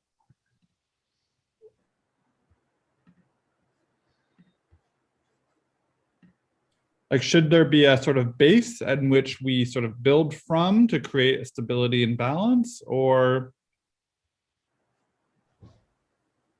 Sorry, you got cut off, Aiden. Can you repeat the question? Oh yeah, sure. Sorry about that. So the question was about balance. So when you're designing a structure using the Platonic solids, how do you know if that structure is going to stand up straight and be balanced? Are there techniques that you can use to sort of build a base to make sure that things are balanced once you print them? Totally. So one thing, so you can either build a plinth, so just a very large cube, or what we did in our design was kind of like the shapes on the bottom that were going to be standing, they were cut in half. Because these Platonic solids are symmetrical, you can actually cut all of them in half and they would be very stable because of their symmetry. And that would be definitely one way of doing it. But you always, when it comes to printing, you always want to make sure that you have thicker material on the bottom, and that would create the stability, as well as if it does have legs, you just want to make sure that those legs or whatever's touching the ground is going to be just thicker and bigger, so that it can create that stability. And you know, a lot of times things break. So, for example, the video we showed of that structure that we were trying to build, it didn't end up. It was too fragile. So sometimes you just learn by making mistakes, and that's a lot of the kind of making process, is trying to do things, push the limits, and then you'll realize that you know, you made it too thin, or it was difficult to remove from. So a lot of times with 3D printing as well, it's you have to build a support structure into it for when you're printing, and you have to extract the other parts of it. So that's a whole other lesson. But I wanted to thank Hamed for joining us today. And Aidan, we should probably I can't believe we've almost run out of time. It's like, it's flew by. So again, thanks to everyone for joining us. Aidan, do you want to share your screen? And then we'll just, so again, Nicholas Hoban was the person who worked on this activity. He wasn't with us today, and Hamid led the session, but thanks to both of them. Again, if you liked what you saw, Hamid will actually be working with us this summer and teaching our digital design camp. And the subject is actually quite interesting. We're going to look at designing different outdoor structures on the U of T campus. And we'll be looking specifically at different sites and how we might use them to create small architectural interventions. And we'll guide you through how to use other softwares that then you can, like Photoshop and SketchUp, that you can actually start to make designs yourself with an idea of actually building them one day. So I think Hamid's just graduated our landscape architecture program, and he's well versed in how to design and build things, and he's going to be doing this for a living, and so it's going to be really great. So do feel free to join us this summer, and then over to you, Aidan. Great. Yeah, thank you so much. If you liked what you saw today, I hope you can join us this summer for camps. But just to end off, we have this very super fun raffle draw. So if you'd like to enter the raffle draw to win your choice of one of 10 prizes, here is the code. So simply put in the bit.ly link or scan this QR code and enter the code on the screen for one entry. So the raffle code is Einstein88. That's EINSTEIN88. We will put that in the chat, and I hope you win the prize. So again, thank you so much to everybody. Please check us out at daniels.utoronto.ca/outreach to see a full listing of our summer outreach offerings. We're going to be doing some really, really fun stuff, like Nini said. Thank you to Hamid. We really appreciate everything you did today. And thanks everybody for joining us. Thank you, guys. So we will be back at 12:10 in about 10 minutes to start on our next activity. So see you then. Bye, everybody. Bye.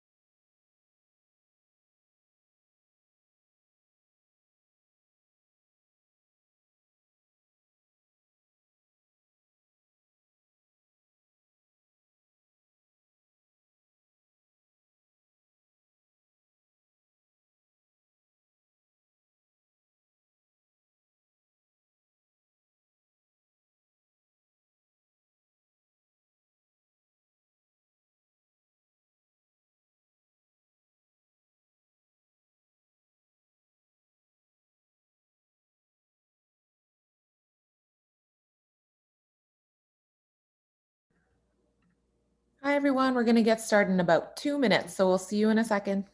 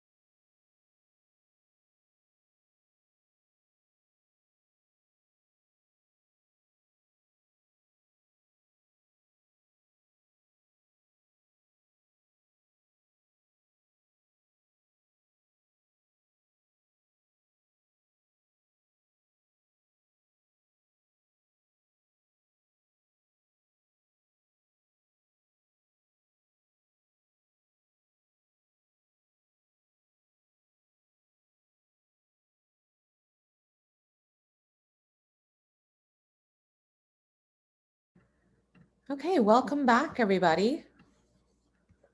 Thanks for joining us. We have Fat Lee with us today. Hi. Hey. Hi. So we're just going to do a quick introduction because some folks might be joining us for the first time today. And so we want to just make sure that everyone knows who we are and what we're doing today. So I'm going to hand it over to Aiden. Sure. Thanks, Nini. Hi, everyone. Welcome, welcome, welcome. So my name is Aiden Cowling, and I'm the coordinator of public programming and outreach at the Daniels faculty. And I'm Nini Brody. I'm the manager of external relations and outreach at Daniels. And again, we're here with Fat Lee, who is one of our students in the Master of Architecture program. Yes. So we're gonna introduce Fat Lee and what we're doing today. We've already run 2 really fun programs this morning, one about our Minecraft camp and one about the digital design camp. So we're really excited to be doing this 3rd activity.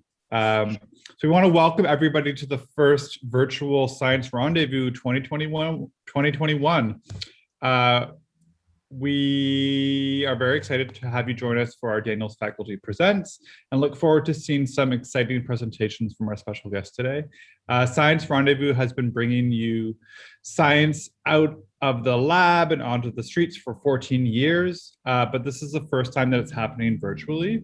So for our agenda, you can visit the program's schedule on the Science Rendezvous website to see a list of presenters from 10 to 5 p.m.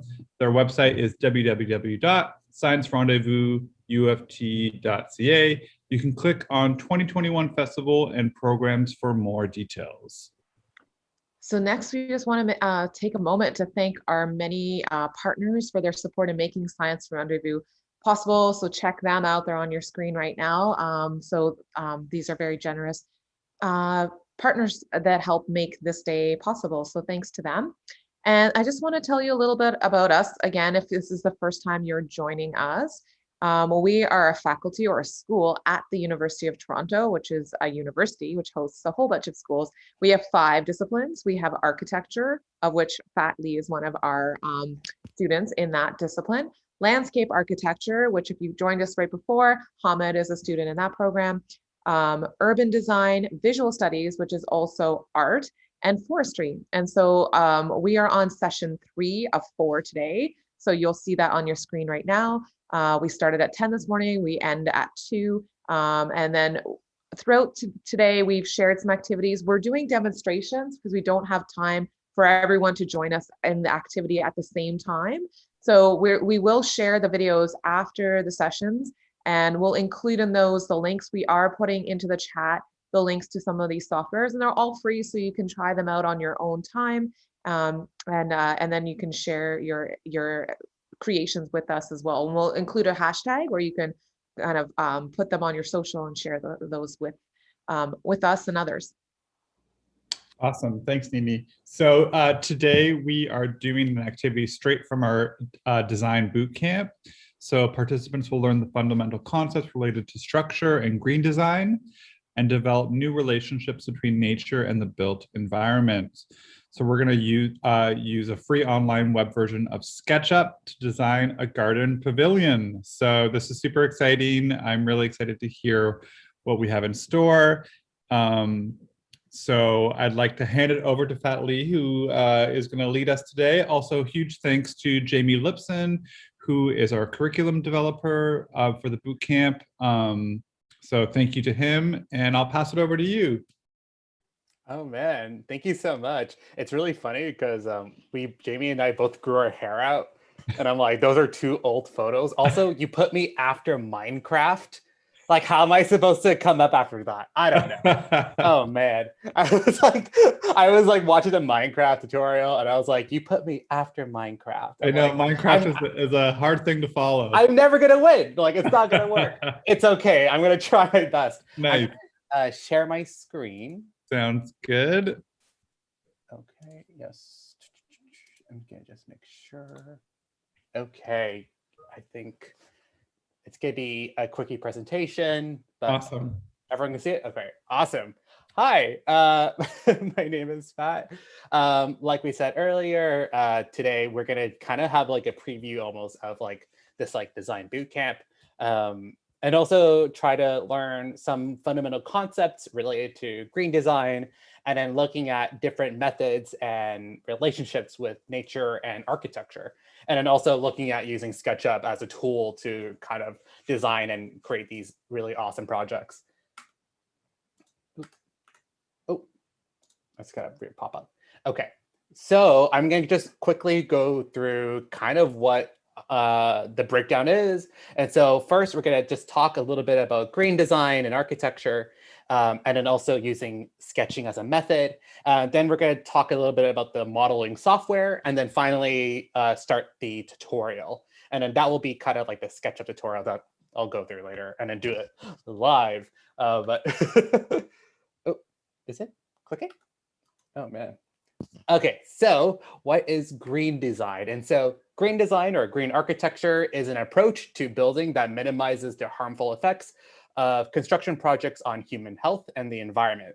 The green, quote unquote, architect or designer attempts to safeguard air, water, and earth by choosing eco-friendly building materials and design methods. Surprise. And so these are just sort of some examples of like different green design methods. So things like, you know, thinking about ventilation systems, thinking about locally obtained materials, rainwater harvesting. It can kind of be sort of summed up into sort of 5 principles. So one is thinking about sustainable site design. And so just kind of considering like what's around you, you know, like what kind of local materials are there, thinking about water conservation. And so thinking about things like rainwater, how can we actually recycle rainwater, or look at gray water, which is like the water that would come out of your sink, for example, not bulldozing the whole site. True. Thinking about energy and the environment. And so how can we reduce electricity usage? How can we actually use, you know, take advantage of the sun? I don't know. Like really, like these are actually like really straightforward concepts. It's not rocket science. Thinking about the conservation of resources. And so again, looking at maybe recycling wood or recycling materials that already exist. And then finally, thinking about indoor environmental quality. And so really thinking about, this is kind of the more abstract one, but thinking about like more the health and well-beings of those who actually are in the space, like things like humidity, ventilation, you know, is it nice to be inside? You know, really kind of straightforward stuff. And so how can we take these ideas and concepts and put them into a pavilion design. And also, just because it's green doesn't mean it's actually green. There are so many ways of approaching green design. Things like looking, and then I think that's kind of where architecture kind of comes in, and it's like, it can actually become a really fun way to really think about it. And so what I kind of started with is a sketch. Most of the time, we always start with sketches. We always start with, I think a lot of architecture students always start with a sketch. And this isn't necessarily like the final product, but kind of a method for myself to kind of think through sort of what are the kind of key goals I want. And so these things could be, I think, some elements I'm really interested in, that could come from the sort of 5 principles. Things could be things like a green wall, for example. On one hand, it kind of helps the air pollutants to sort of like, it acts kind of like a filter for air pollutants. But also during the summer months, it can actually help cool down buildings. During the winter months, it actually acts as a sort of insulation. And it's all natural, which is pretty sick. Thinking about water drainage. And so maybe taking advantage of the structure and the design to maybe angle a roof, for example, to actually allow water drainage to go in a certain direction. And then maybe using, taking that for as an advantage for the water to actually then be recycled and recycled and then water the plants basically on the green wall. And so kind of this sort of cycle that can kind of work together. Thinking about kind of like a roof material. So I was really interested in kind of using glass as a potential material. One, so that sunlight could come in. You don't need to use electricity. But then maybe it's about, my brain just kind of exploded, or it just kind of stopped at 0%. Thinking about how maybe during the winter months, the sun can actually be used to actually heat up the pavilion. But also during the winter months, maybe we don't want direct sunlight, so using a shading system. And then finally, thinking about cross ventilation. So using air to actually cool down the building, surprise, surprise, but using cross ventilation techniques, so letting cool air come in to cool down the building and then letting it actually push out the hot air. So some techniques that I kind of want to see maybe that could kind of come into the design. And so today we're going to be using SketchUp for the web. So this is an online program that you don't need to install anything. You kind of come in. I'm going to actually send this link instead. This one is actually direct. This one actually, it basically is for like you could do, well, there's a lot of things you can do. It's basically a modeling software. So a 3D modeling computer program, things that you can do, like you can design houses, you can design chairs. It's kind of like a very universal tool. Also super, super easy. This is what I used first when I actually entered into architecture school, I was like, I need to learn SketchUp. We never really used it in the end, but it's really fun. And there's a lot of resources that kind of come with it. And it's super, super easy to use. And so I'm going to actually then now start the tutorial. But overall, basically what I'll be going through is kind of different steps and then go through building that kind of pavilion or looking at the sketch I made earlier and trying to come up with a design. It doesn't need to look like it completely, but it's design. We can be, we can we can fudge the edges. It's all good. And then also kind of, hopefully making something nice. But I'm gonna stop the share and then I'm gonna transfer over to my SketchUp. Awesome. I'm gonna share my screen again. Cool. Awesome. I'm gonna go full. Okay, so this is the website. We put in the link into the chat. And so I'm gonna start modeling. I think you need like a Gmail account or some sort of accessible account to kind of like log in with it. But again, like you're more than welcome to follow along. You're more than welcome to do this after. You could just stare at the screen for as long as you want. It's all good. Oh, nope, I don't need that. And so what I'm going to start, and then basically you can always refer back to this video and then kind of, maybe follow along at a slower pace. Or if you could just like speed up. I know on YouTube you can speed up videos now, which is pretty great. Really good for lectures. I'm going to create a new file. So I'm going to go into meters because we're in Canada and I don't know anything about imperial. So I'm going to use a simple template in meters. And click that. Hopefully my computer doesn't crash. Oh, it actually froze. My bad. Give me 1 second. Oh. Ah! Is it working? Okay, I'm gonna just give me 1 second. I know. Oh no, Michael. I'm also like looking at the chat too. I have like 2, 3 screens on, and it's like, This is the beauty of live demonstrations, right? So I know this is live. You know, this is, sometimes these things happen. So it's a live show. So hopefully I can open this model up. Maybe it might take a couple seconds. yeah, I think sometimes our computers, have difficulty when you're doing Zoom at the same time. Oh man, awesome. So it comes populated with this wicked looking person, right? I know, one person. She's on her phone. She has nice boots on. Purple is in the season. But this is overall SketchUp. Surprise, surprise. And then I'm going to just kind of briefly go through sort of general keys and different kind of tools. And then obviously, I think hopefully we can send some links out later, but there's some, obviously, like look at YouTube, there's so many tutorials. It's really, there's so many tutorials on learning SketchUp, but I'm going to go through kind of the basics. One major thing obviously is a cursor tool, which is select. So you obviously use it to select things. Over here on the, and I'm also looking at the toolbar on the left side. Hopefully everyone can see it. There is the eraser tool. So obviously to erase things. There is the paint tool, which is basically kind of like you can add materials to the surfaces and make it whatever material you want, which I'll go through towards the end. There's things like the line tool, which is something that we'll be using a lot to basically draw out our shapes and forms. And then as well, there's a pencil tool, which makes all straight lines. And then also you have like a freehand, which I won't be going through, which makes, crazy shapes.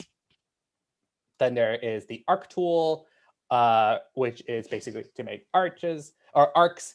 And then a rectangle tool. So it might actually speed up the process a little better if you're making a bunch of squares. Then this is a really important tool.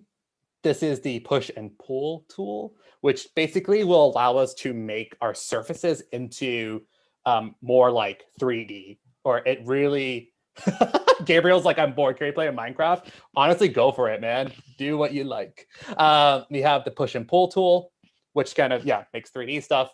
Then we have, there's like outer shell. We don't really need to know it. There's the move tool, so you move around your things that I'll go through it later. There's like a rotate, which rotates things. Surprise, surprise.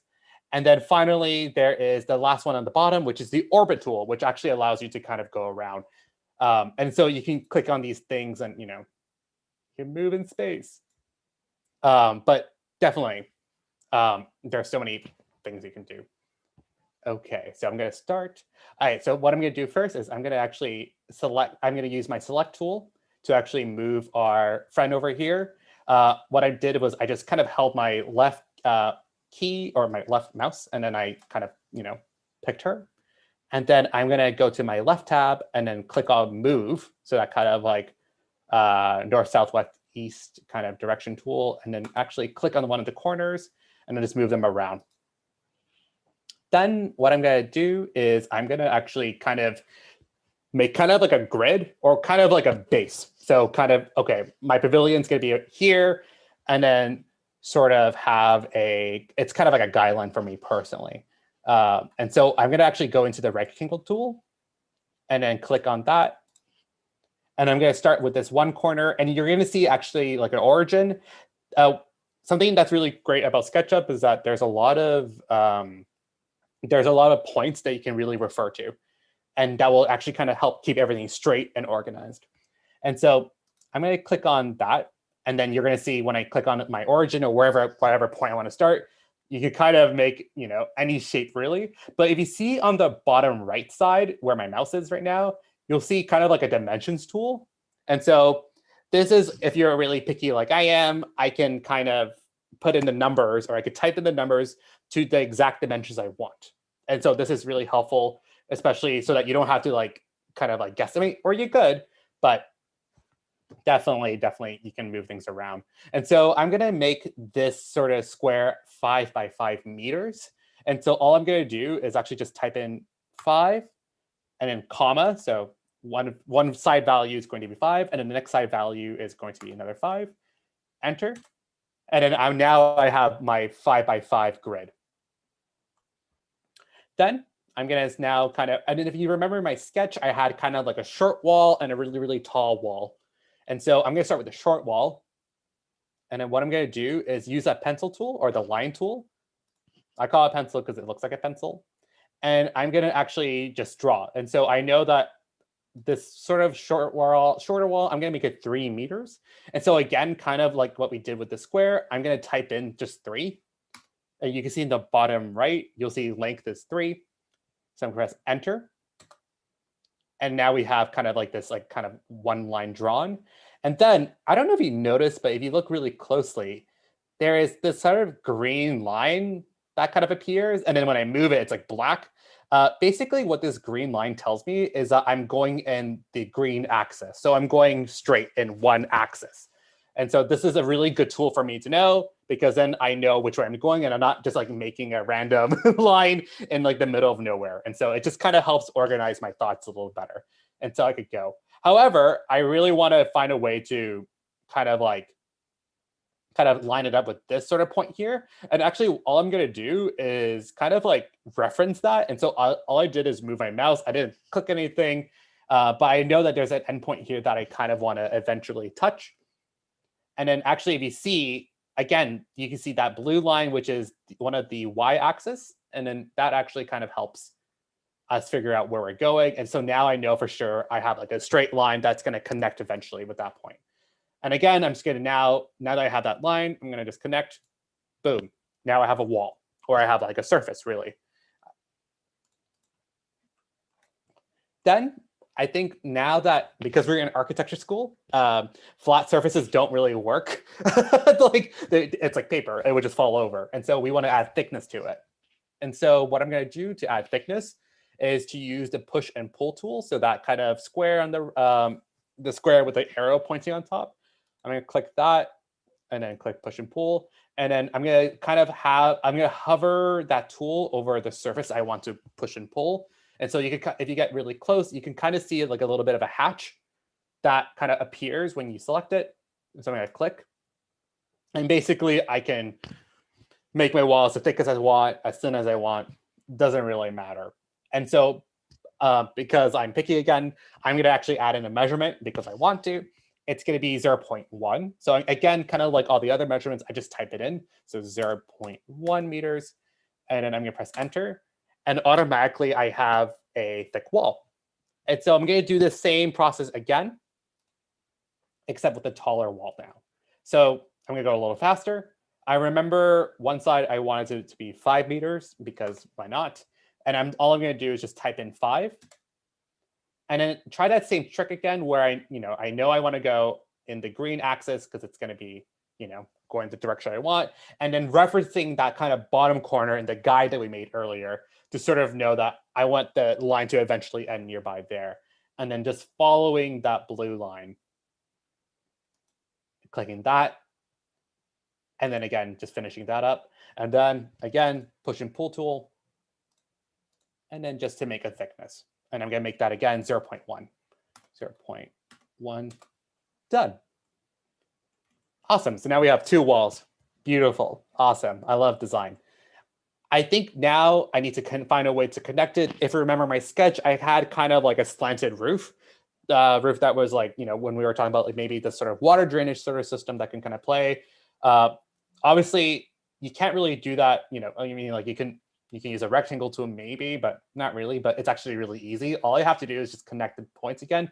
I'm using the line tool to actually connect these points. So again, I'm going to kind of find this one corner here, which is the endpoint, to then connect to the very, very top here to this endpoint. And actually, because it already has a lot of these references of both of these walls, it actually just automatically makes the wall. Also, another key point to kind of remember is that when you see kind of like a white surface, it means that that's the outer surface. And then when you see the blue surface, it means that it's kind of like a more interior surface. Just something to kind of take notice. But what I'm going to do again is that same push and pull technique where I'm going to select that same wall and then type in 0.1 for now to make that thickness. Again, I'm going to do it for the other end.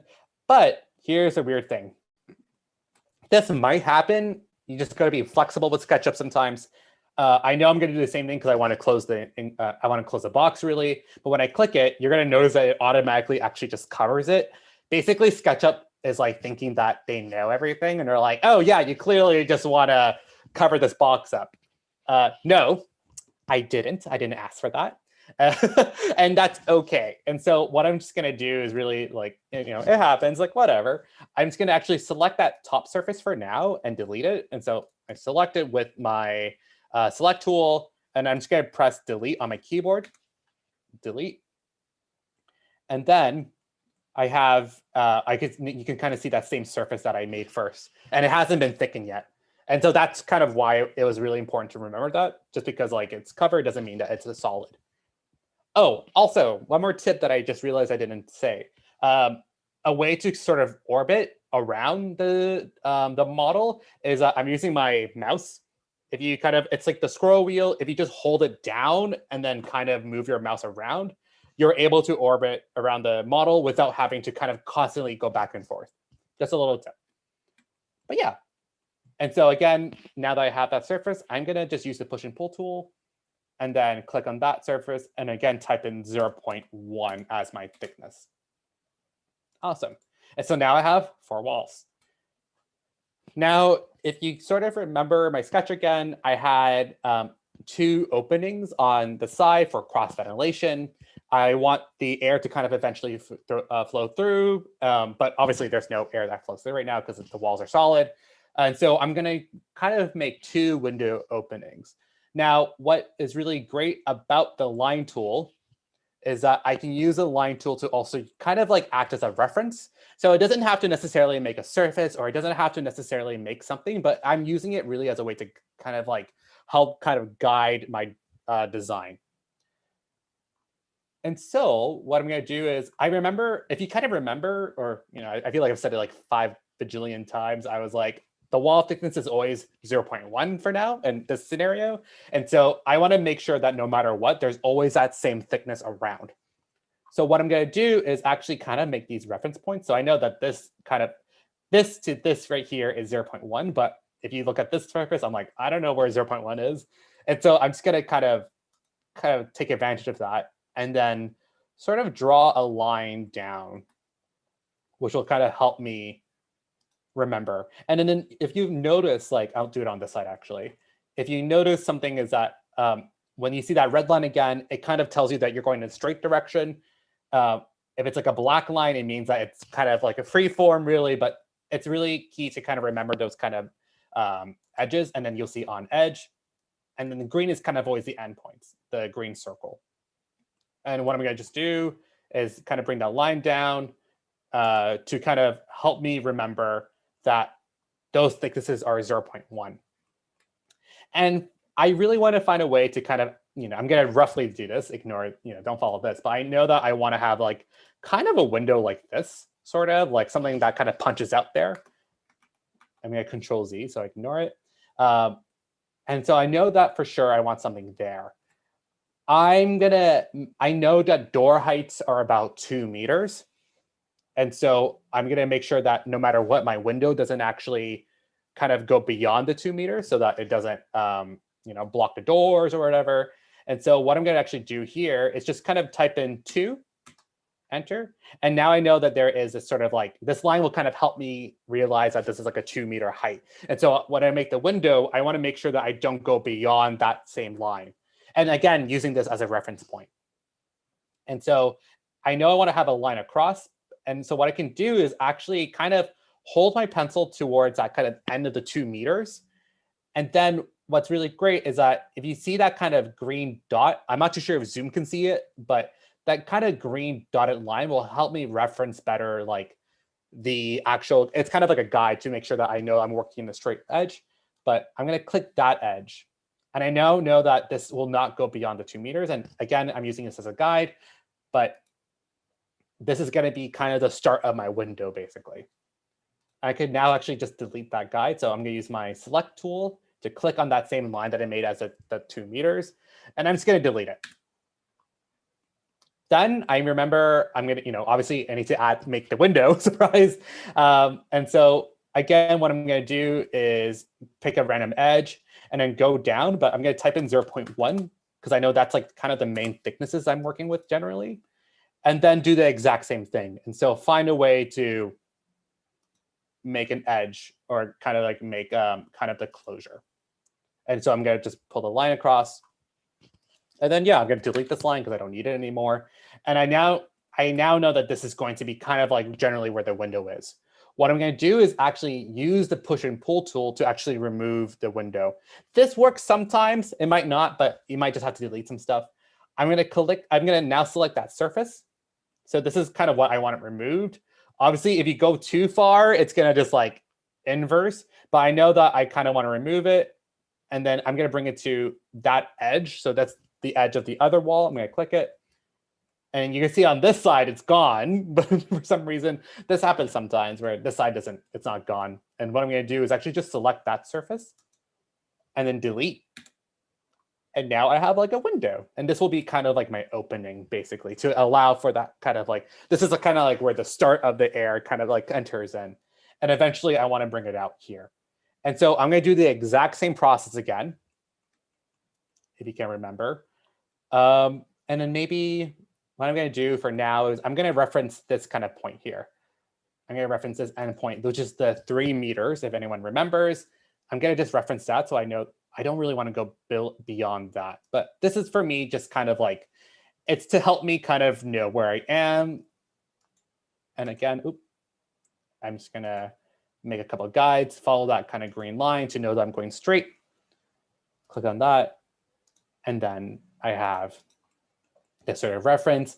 And I'm going to do the exact same thing I did earlier. And so going through kind of, again, like referencing this sort of thickness point, and then kind of clicking down. Also, by the way, like as I'm doing this, there are so many techniques and methods of doing this exact same design. You might have one way of doing it, which is perfectly fine. There are multiple ways of doing this. There's no right answer or wrong answer. It's kind of just like, do whatever you want. There's so many ways of doing it. It's pretty fun. It is fun, and then people are really freaked out that this building has no door. But the door will come. Don't worry, guys. There will be a door. Don't worry. I mean, honestly, like, what if there is no door? Maybe you just have to enter through the window. Only very, very tall people could come in. But I'm just making the windows first. Maybe I should have started with a door. Sorry, guys. But I'm gonna actually go in again. This is the exact same method I did earlier. I made like a reference, so that's kind of like my 0.1 reference. And then I have this sort of like really, really large window. And I'm going to use the exact same push-pull technique to eventually pull out. I'm going to delete that wall. And then sometimes, this happens sometimes where there's like a weird surface that will pop up. I just delete it. Make my life easier. Okay, the door. The door is coming, y'all. It's going to be good. How are we going to get in this building otherwise? You don't. It's just for plants, guys. No, it's like everyone's like, phew. The door. Okay, so doors are generally 2 meters for like, I mean, you can kind of go in and out-ish. It's about 2 meters-ish. Also, I'm trying to make the math as easy as I can. But I want to have the door around here. Like I'm just kind of sketching it out. It's around, it's going to be here-ish. And so what I'm going to do is I'm going to just, again, make that same reference. So I know that this is that kind of thickness, so I can't really eat into that. I'm going to start with the endpoint here. And then I'm going to kind of like align my pencil along that edge. And I know that the door is going to be 2 meters. So I'm going to type in 2, enter. And then because that line is against another line, you won't really see it. But if you kind of move your pencil around, you'll notice that kind of like green dot. Again, this kind of tells you that this is the end of that line that you just drew. So I'm going to click on that.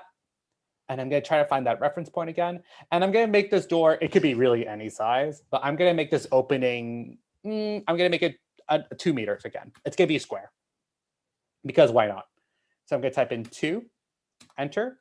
And then you're going to have that 2 meter opening. And then what I'm going to do again is just bring it down. so that it closes.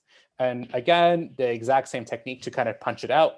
I'm going to do the push and pull tool, click on that surface that I just made, and then basically close it, kind of like push it out. I'm going to delete that. Oop. Oh, whoops, I went way beyond. My bad. I'm going to do the same thing, use the push and pull tool, click on it, and then reference that kind of edge that I know it's going to close. Oh, it made it perfectly. Awesome. So now I have this sort of door opening so that you can actually walk through. I should have just been like, no door. Why not? Just no one gets in. It's your world. You can do whatever you want, right? That is true. Choose your destiny. But yeah, I have this door opening right here. And actually, for the sake of it, because there is an interest in doors, I'm going to make another one because why not? I'm going to do the exact same thing on this side here. And so there's only one way to really enter and exit. So I'm going to type in 2 again to know that measurement, find that kind of green dot, click on that green dot, and then follow the red line. I'm going to make this one actually a little bit shorter, make it a 1 meter, and then kind of come down again and do the exact same technique. So I'm going to use a push tool. Again, use the orbit to kind of move around and then kind of close it. So now I have these 2 openings right here. Awesome. One more thing I kind of had earlier too was a bench. I'm going to do, and then basically I'm going to use a pencil tool to basically make the bench. I know it's going to happen kind of along this wall right here. And so I'm going to click kind of the base point. That's kind of where I want to start. I know bench, it's usually about 0.5 meters from the floor. And so I'm going to type in 0.5, enter, and then find that green dot, which I know will be my endpoint, or kind of that like guide I made. And then I'm just going to bring it across. So maybe this edge. Done. And then I know that I do know that it's like, benches are not that thick. So I'm going to just make it 0.05 meters. And oop, I did that wrong. 0.05, enter. Oop, my bad. Something happened. Oh, actually, you know what I'm going to do? I'm going to click this again. Start from the bottom, 0.05, enter, and then find that green dot, which does not exist. You know what? It's okay. I'm going to actually, you know what I could do is I can actually, because this is not working, I can actually just make kind of like the extrusion outwards. And so I'm going to make that 0.5, enter, and then do that exact kind of like, again, there's so many ways of doing SketchUp, and I'm going to kind of close that. And then I have like a little bench. And because it doesn't make sense physically to do that, I'm going to just extrude up a little bit. Doesn't really matter what scale, but But yeah, this is kind of the base form for now. Eventually, I'm going to add that surface, but I'm going to do that at the very, very end. So now that you're all done, and you have your opening, you have this sort of secondary opening with the bench. What I'm going to do is actually clean up the lines. And so what you could do, because there's a lot of these lines, and I don't really want that at the end. Oh yes, cantilevered. What I'm going to do is actually select those lines that I drew earlier. So you see it kind of highlighted in kind of that RGB blue. I'm just going to delete it. And so I'm going to go through the building and basically just kind of delete kind of these sort of edges that really don't add much. And by doing that, it actually kind of allows it to be just all one surface. Basically, you're cleaning up the project. You don't want a messy model. And so I'm going to just be deleting some things here and there. But again, there are so many ways of doing this. I was having a really hard time actually trying to figure out a SketchUp tutorial. On one hand, it's kind of like there's too many ways to kind of figure it out, but that's also the beauty of the project. Or that's really the beauty of this kind of like software, is that there's so many things you can do with it. And so again, I'm just cleaning up these edges. Give me a couple seconds here, y'all. Sorry about that yet, but it's about the process. I'm gonna clean that guy up. And then eventually what I'm gonna do after this is actually start adding textures and colors. And I'm gonna actually add the wood materials and things like that to the project. And so I'm just gonna clean that up really quickly. I deleted our surface. And clean this up. And then eventually we're gonna learn, right next after this, we're gonna learn how to add in different materials. How am I doing on time, by the way? Sorry, I can't see the clock. We're at we got 12 minutes before None. So maybe just showing a little bit about textures and colors would be awesome. Yes. Yeah, and I think you were deleting all these lines so to make the next part really easy, right? Yes, exactly. And so I'm going to go move over to materials. And so again, we talked about maybe using wood construction or thinking about wood. I'm in Toronto currently, and there's a lot of wood materials and it's a lot more sustainable than concrete. And so I'm going to go over to my right tab over here and then I'm going to look for materials. Here, materials. It's the one with the checkered board kind of thing. And then here's the current materials. I'm going to go into this tab over here, which is like browse. And then you could kind of see there's already a bunch of materials that are embedded. And I really want to go for wood. So I'm going to click wood. And I'm going to choose this one for now. And then actually you're going to see that there's a pink bucket tool. It's literally really, really easy. You just kind of click. And then you have materials. And so I'm going to just kind of go through here and really just kind of go to town and just really just start kind of coloring it out. And now it's going to have that same kind of wood material that we were kind of interested in. Oh yeah, see, I didn't clean up that line. And so it just basically does more work for you. And it's a lot, it's a little fussy, but it's okay. But you basically want to go through all their surfaces and kind of just fill it in. It's a kind of like a coloring book. It's pretty straightforward. And also what's really great about this too, and kind of why, I'll do it last, like the very, very last, which is adding that kind of glass roof, because it kind of covers everything. It's kind of hard to get in. But you can also have glass materials, which will be transparent. And so it actually really kind of helps, kind of makes it pretty cool. Awesome. And then I talked about, again, kind of like adding this sort of like green kind of wall. I'm not going to make a bunch of plants because I'm lazy. But what's really awesome about SketchUp is that they actually is the SketchUp warehouse, which you might know. But it's this sort of, it's called 3D Warehouse. There's a tab on the right. But what's really amazing is that there's a huge database and a huge library of different materials, objects, things that you can really, and yes, you can share your model through the 3D Warehouse as well. And there's a bunch of sort of like tools and kind of gadgets that you can kind of download for free. And so, for example, I'm going to search up green wall because I really want to add this sort of like plant wall sort of thing onto my surface. And there's a whole library. Some of it might not be as relevant. There's a bunch of paintings for some reason. Why not? There's one that I really wanted, which was a green screen. I found this last night and I thought this was really cool. I'm going to go down. Also, just be aware. Actually, give me 1 second. I think it's called, where's my sketchbook? Oh boy. Anyways, there was a really good one. Green vertical? I found one earlier that was like really cool. No. I should have practiced this earlier. I was like, I know where it is, but then I think that it changes like the you can get lost in the warehouse though. Like this can take you down a rabbit path that goes. Oh yeah. It could definitely take you down a rabbit hole. But actually, you know what I'm going to do? I'm going to actually just take one of these guys for now because we're running out of time.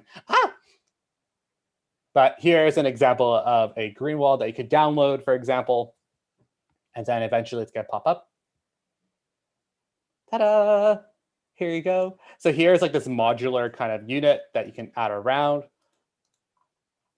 And then what I'm going to do is I'm going to, like I could edit it. So you could honestly like take it. It's a group currently, but you can manipulate it if you want and kind of make it your own. But for this example, I'm just going to use it. Why not? And what I'm going to do is go back to that kind of left tab, the move, and then go into rotate. And then I'm going to rotate this guy, make sure that it's flat and blue. And so I'm going to just make a reference point and then make sure that it's there. Then what I'm going to just do is use my move tool to then move this edge over here just to this end over here. Or it doesn't really matter where. And then the reason why I didn't do a roof was so that I can actually just copy paste this multiple times. So my life is a little easier. And you could do Control C, Control V to just copy and paste. if it will do it. I think it's because it's a big file, so it's a little heavy.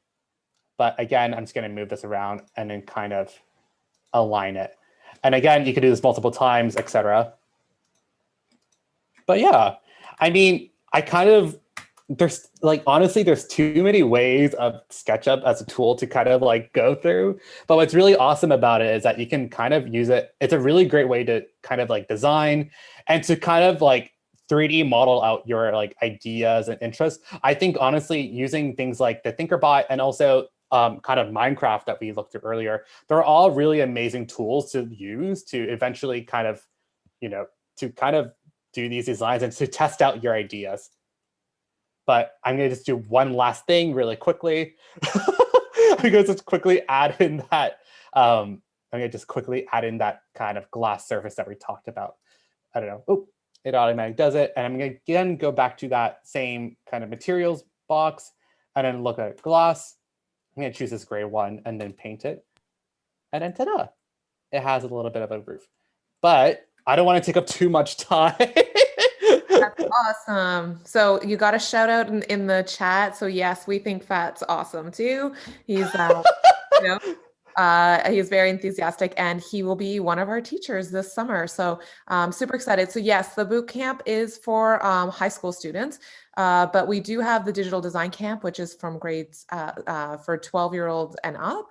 And so, and then of course we've got Minecraft that we saw earlier. So, so we're just gonna give a big thank you to Fat and then just gonna wrap up and then take a short break before we come into our last session, which is really about film and how to like manipulate image into moving images. And so that's going to be pretty exciting too. So over to you, Aiden.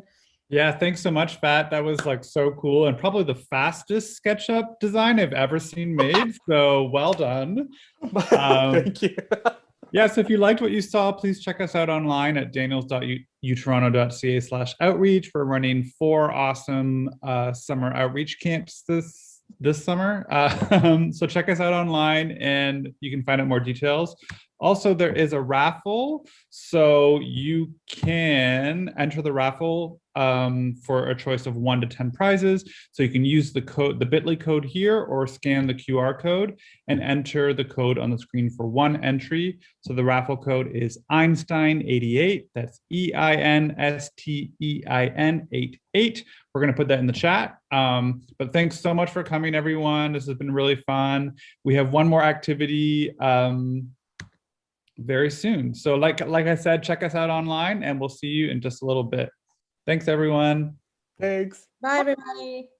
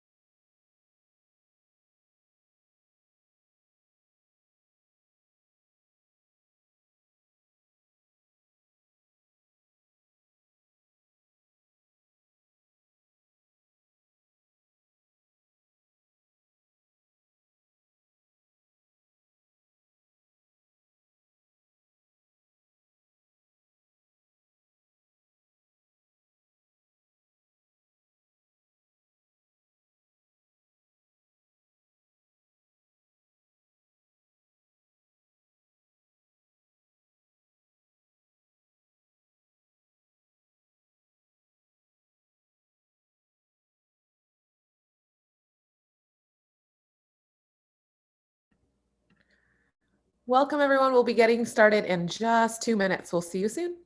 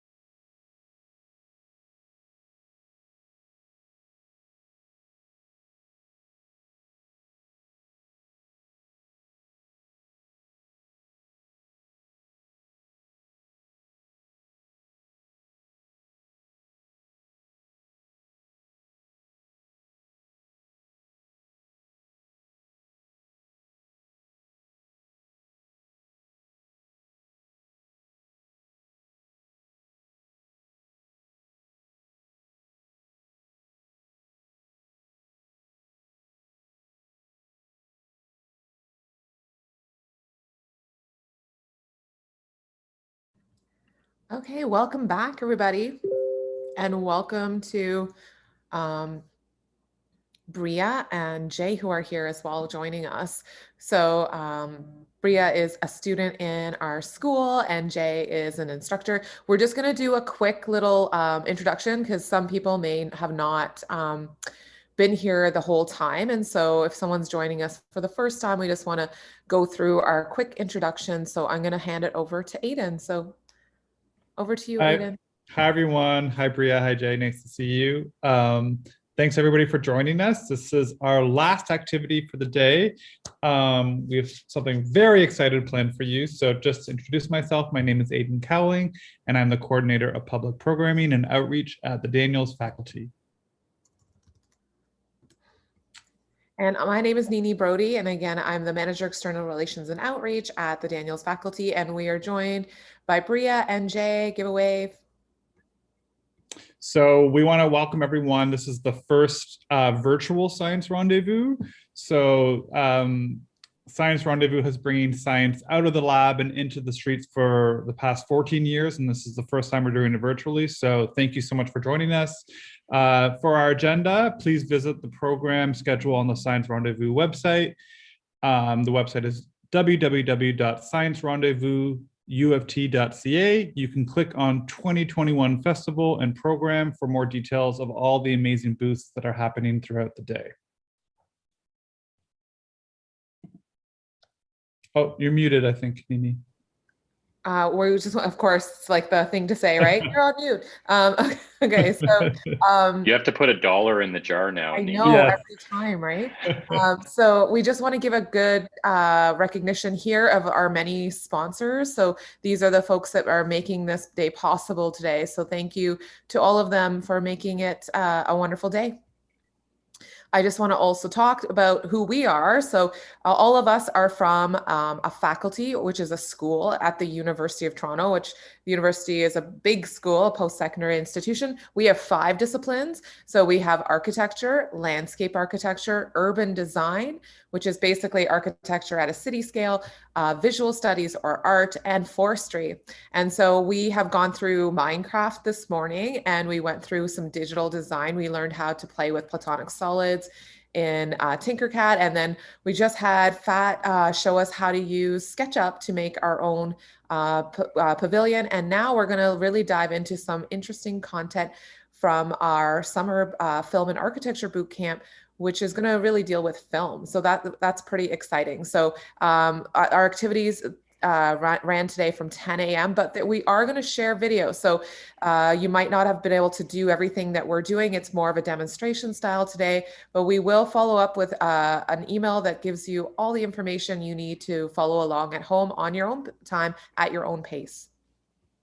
Yeah, thanks to all of our presenters this morning. We've had some really, really fun stuff, and today's activity is going to be just as awesome. So participants are going to be shown how to use a smartphone and a free online platform to create a GIF of a specific typology within their own space.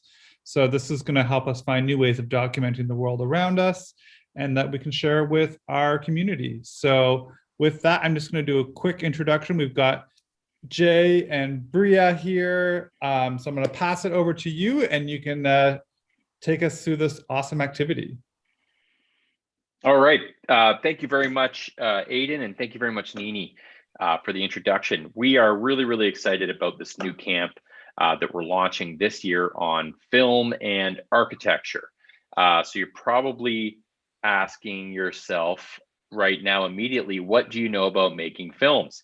And from me, I know quite a bit about making films. I design films and special effects and atmospheres and landscapes and cars and props and stunts for the film industry. And I do that because I went through school as an architect. So I figured that if somebody would let me design a skyscraper, they're definitely going to let me design a set. And that's how I ended up in architecture school. So I want to show you a really quick video. It's a quick preview into the camp, and we'll get things kicked off now. I'm going to share computer sound, and here we go.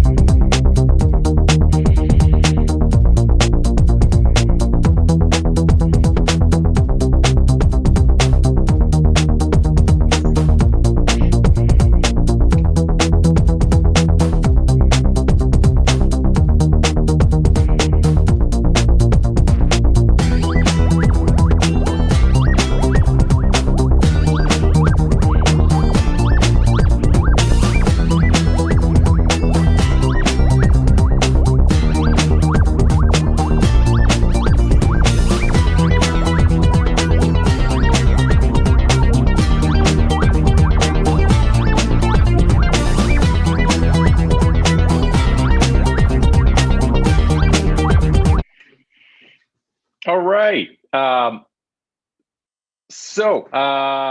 Like I said, we're really, really excited about this camp. It's going to be great. The goal in writing and creating this camp was to make something that we wish we would have had when we were kids, that we would be able to go and learn about how to not only represent spaces through drawings and through models and traditional modes of architecture, but really talk about what those spaces are like.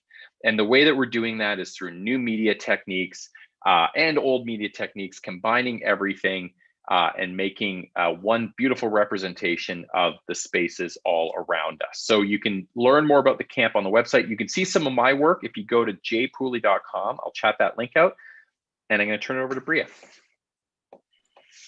I'm definitely first in line to sign up for that camp. Thank you. So we're going to jump into a similar type of exploration, which is how do film and architecture play with each other? And in filmmaking, place is just so important to tell stories. And sometimes the set or the location of where the film is being shot tells the story all by itself without any dialogue or characters.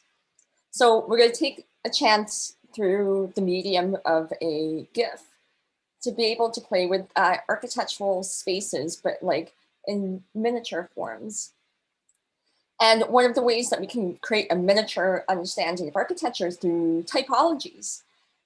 And typologies is one of those really handy, but also kind of ambiguous words that really helps us kind of organize and understand how we make sense of patterns in the built world and visual medium.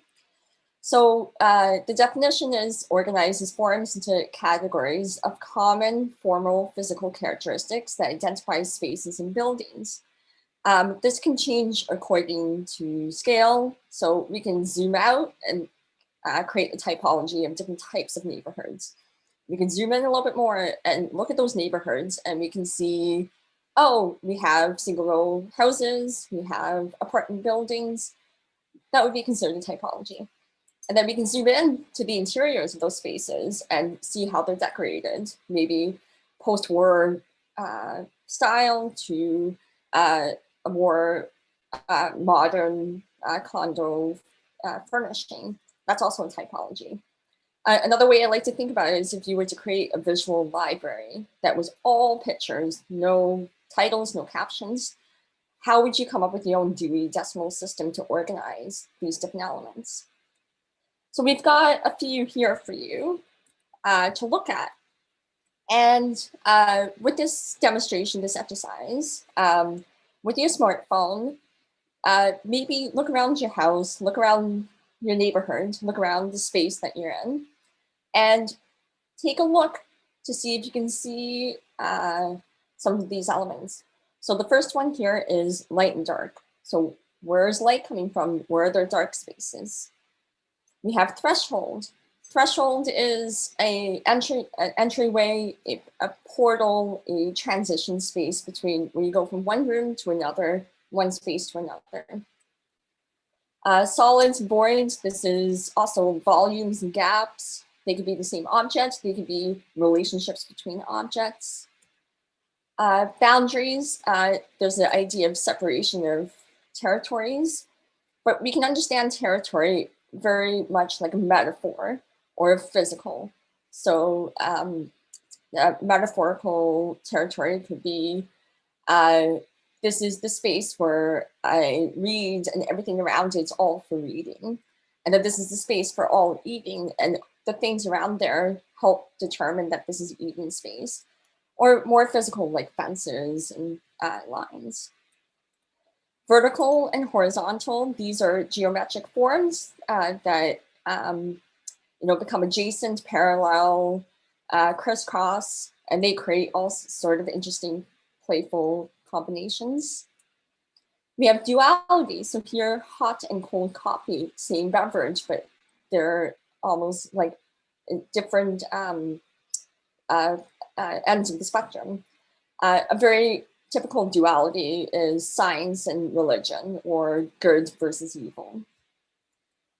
Symmetry, how do we come up with a proportional balance in an image or a space that we're looking at? So in your home, your windows might be set up in symmetrical forms. The way things are organized in your home could be symmetrical. Circulation spaces, like where are there spaces specifically for moving through, or can spaces be transformed into just moving through them? So very commonly stairwells or corridors and hallways, but circulation can also be created. And then spaces for water. So in our homes, we have our sinks, but we also create these different vessels where water, very abundant in oceans and lakes, but they become captured, and how we put them into an object in our space is also a point of observation. So that list of typologies, which I'll come back to, I'll include that in the chat as a list. But why does it matter to think about typologies? It's a way to collect visual symbols to distinguish details in the space. And when you are a designer and a storyteller, these references become visual themes to be able to think about design. And then you start to see patterns and similarities and differences. So how do we even start to represent typologies? Collections is one of the best ways to. We can also diagram them. We can create photographic collections. And what we're playing with today is the photographic. So we go back in history a little bit to 1878. The Duke of Edinburgh really had a question. He wanted to know specifically, at what moment in a horse's run are all four hoofs off the ground? And he contacted this guy, Ed Woybridge. He's got a little bit of a funny spelling to his name.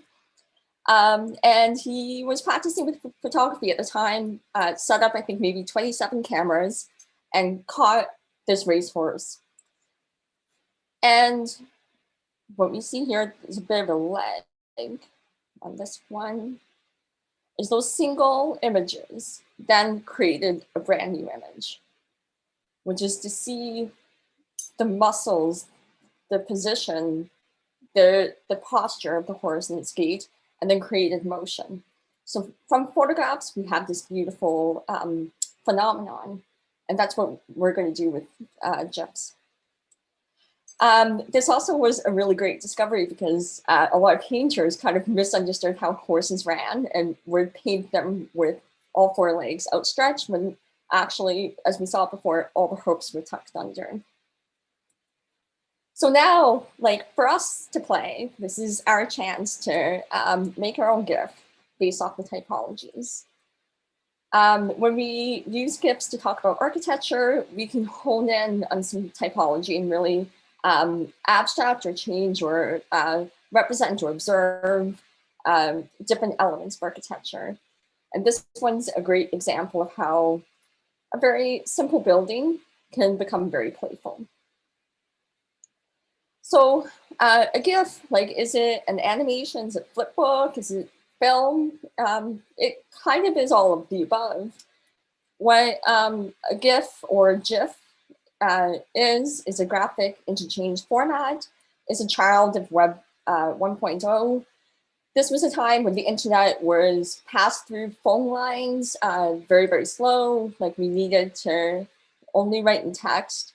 And the GIF was a compressed, low pixelated format that made it possible to show text and image, and a little bit more playful. And the most popular usage was anytime somebody was building a website, they would always promise it's under construction. And it's very popular today, even in Web 2.0, because it's used in memes. It's a way to have one idea, one message, one observation, and to share it very easily. So for you, these are kind of the ways that you can start to take the typologies that we've suggested to make your GIF. So pick one, pick a message, pick an observation. It can only, like, it can be as multi-layered as you like, but it's really great to think about something that's simple because it's a very short message. And then you collect between 5 to 20 images, and it could be anywhere. You can do a lot with what's available in your house.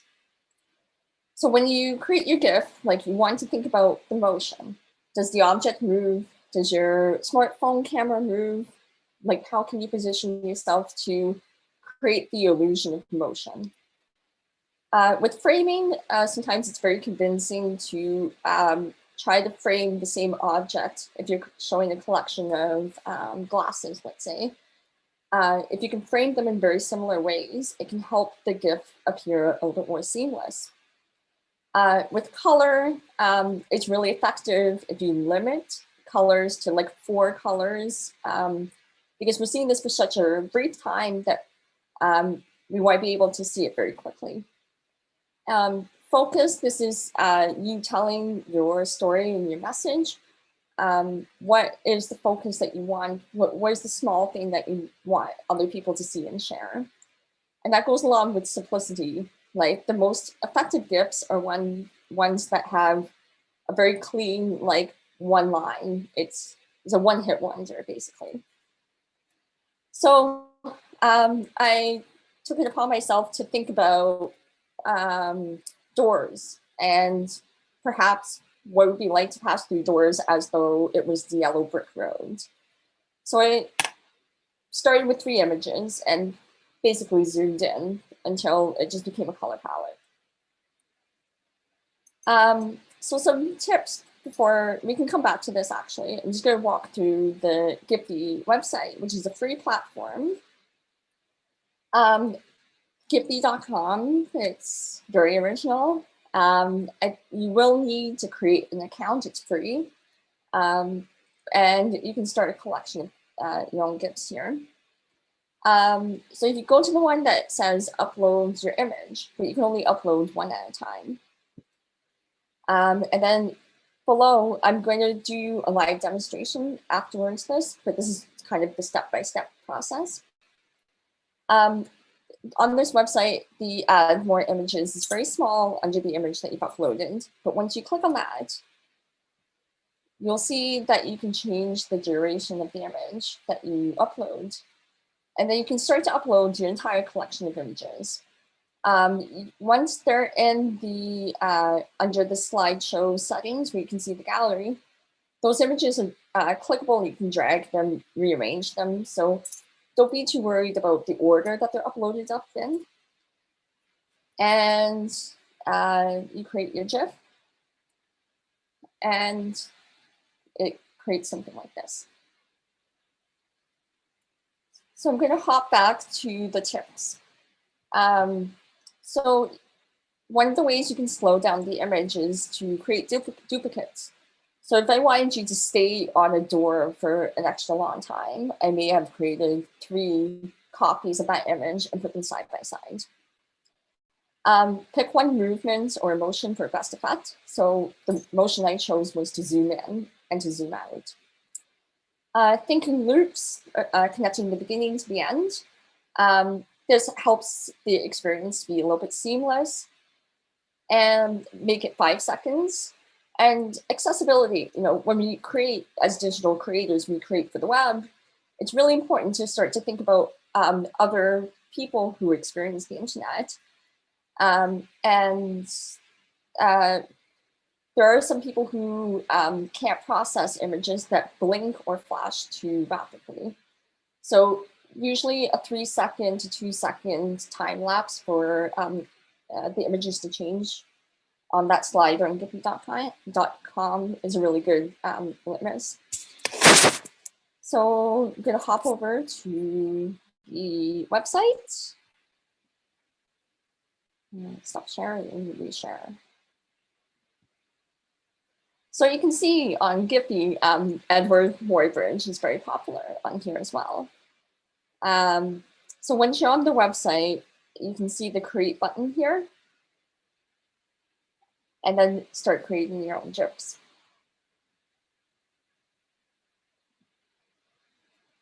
And for those who want to practice, try it out.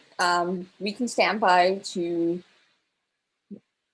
answer any questions that you have about typologies or documenting, or take this chance to go about taking some photos and do one really quick and share with us in the chat as well. So I think we could maybe talk a little bit more about, so why would you want to organize your images a little bit more? So do you want to explain, like, go back to like how all the different ways that you might organize things so that people have that on their screen as well as they start to think about making their own?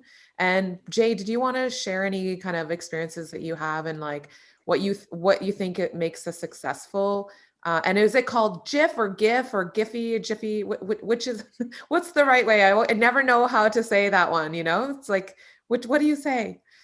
Yeah, GIF is what the owner, like the creator, named it to be, but it never really caught on. So GIF is predominantly used, but those who are true to the creator will say GIF.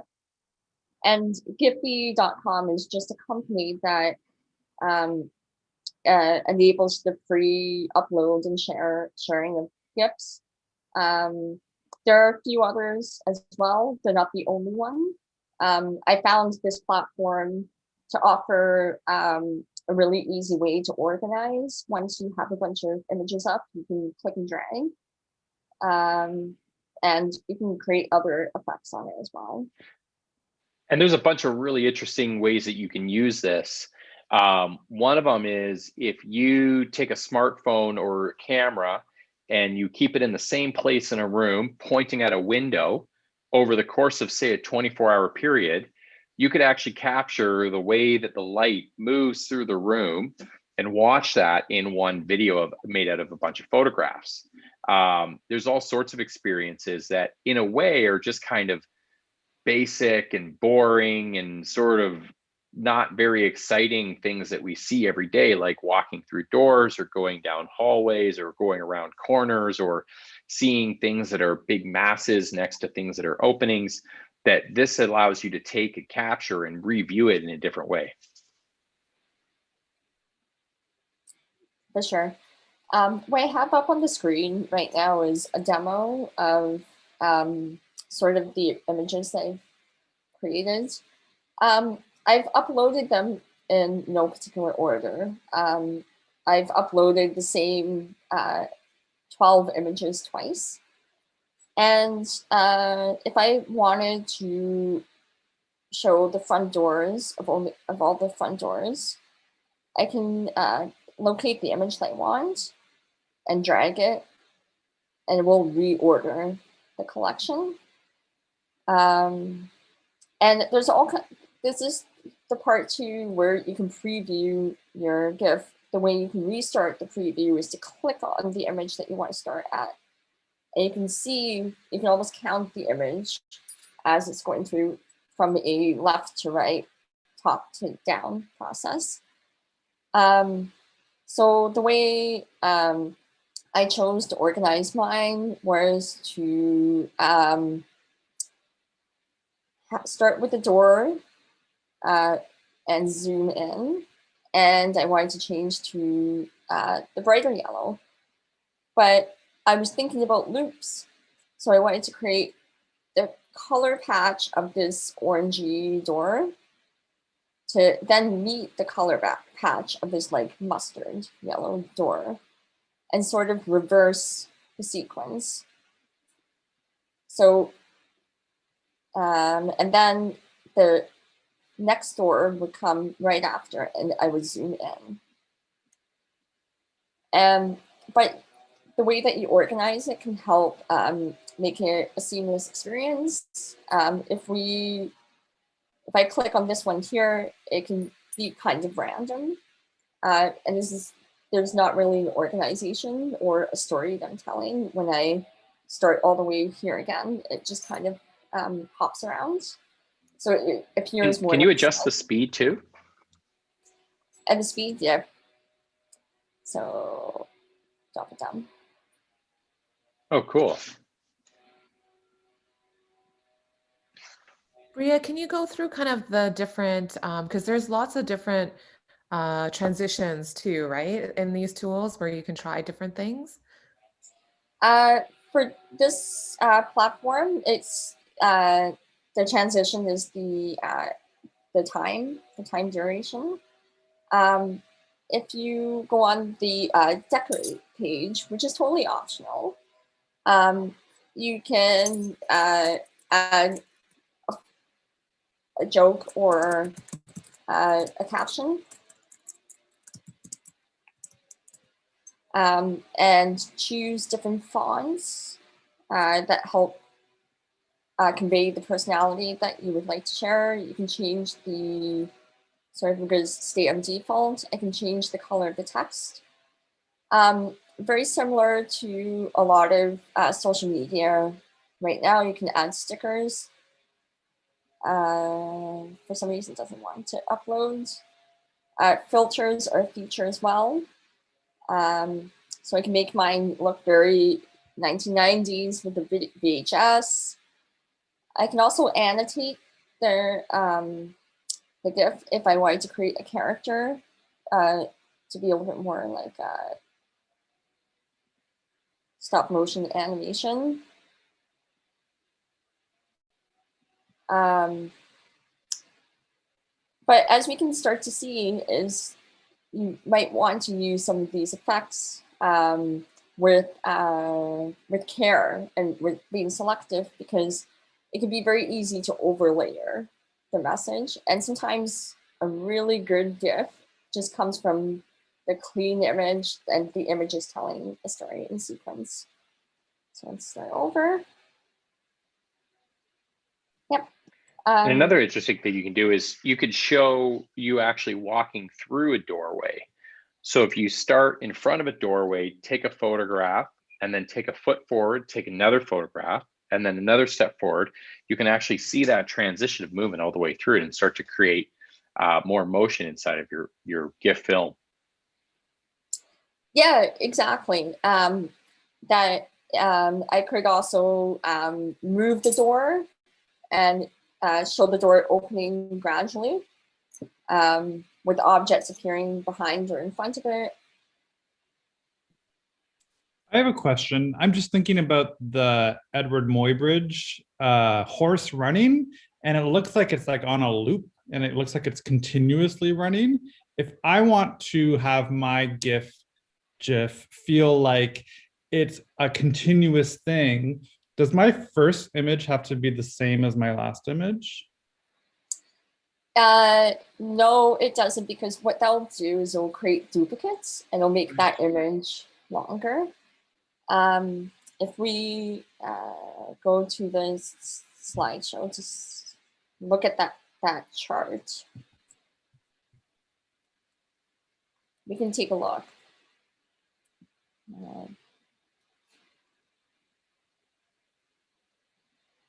There we go. It does look like in this one that it is the same image. What you might want to help with the transition too as well is to think of an image that is almost just like it, but with a slight change in motion. Cool. Thanks, Bria. You got it. So Jay, we don't really often think about film as a kind of architecture. Do you want to talk more about how it relates to architecture? Yeah, for sure. So I think that in general, we're very, very good at representing with great accuracy the way that architecture looks, the shape that it is, the way that we build it, the details around putting it all together. But one thing we don't really talk about with architecture is the way that it actually feels and the kind of effect that it has on you. So I've always looked at architecture in the same way as going to see a movie or watching a movie. And I find that, after a really, really good film, you leave that space and you finish the movie feeling a different way, that you feel connected to that story, to the people inside of it, and to the places that it took you in your mind. And I look at buildings in the same way. I think that there's a lot of potential to actually connect to buildings in a much deeper way, similar to the way that we have memories about buildings and the ways that we picture them in our mind. So I think that they have a really special place. And part of that is coming out of the experience of it. And I found that over the course of my design career and teaching career, it's been more effective to talk about the experience of a building through the medium of film rather than trying to make it through a drawing. So experience is everything for me. And that's where I find the two really connect. Now, as an offshoot, professionally and academically, there's a lot that's happening in the world right now that is in a way connected to the process of architecture, but very different than, say, the output of architecture. And what I mean is, when we look at things like post-production and making great cities inside of films that don't actually exist, but they're just computer graphics, that's something that we actually do in architecture, but our intention is for the built environment. So for a library or a house or a city or a park.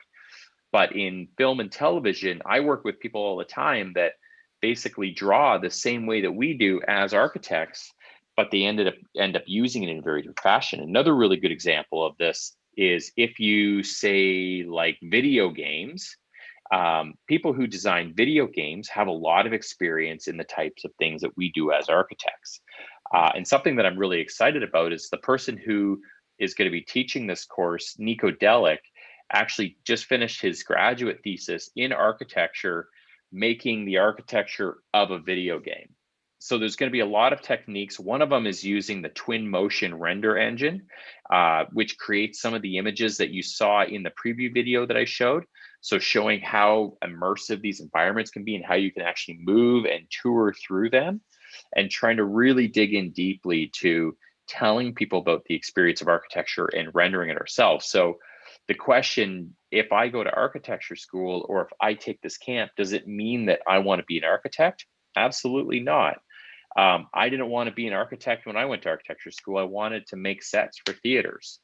And I'm finding more and more students, they might not necessarily want to be an architect, but they want to have some involvement as a creative professional. They want to be a designer of some field. And for my side, architecture has always been the most robust program to start doing that. And I have hundreds of students every year who are kind of in the fence of like where they really want to work. Like they might want to make furniture or get into fashion or graphics or film or video games. And there's so much opportunity based on a lot of the tools that we use inside of architecture.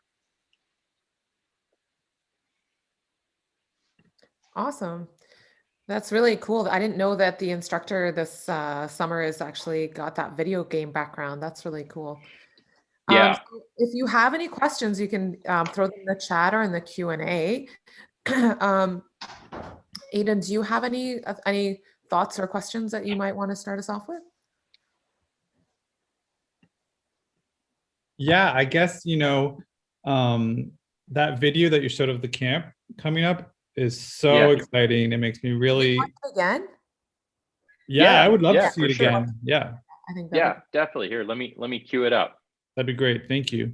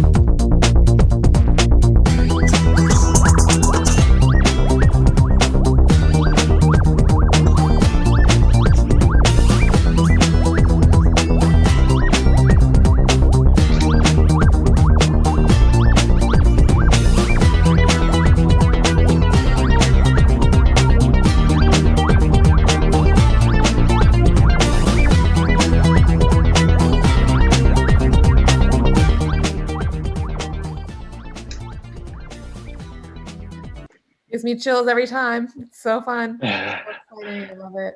Now you're probably wondering, where did you get all the footage for that movie? And that's a great question. The answer to that is most of it is from my first year undergraduate design studio called How to Design Almost Anything.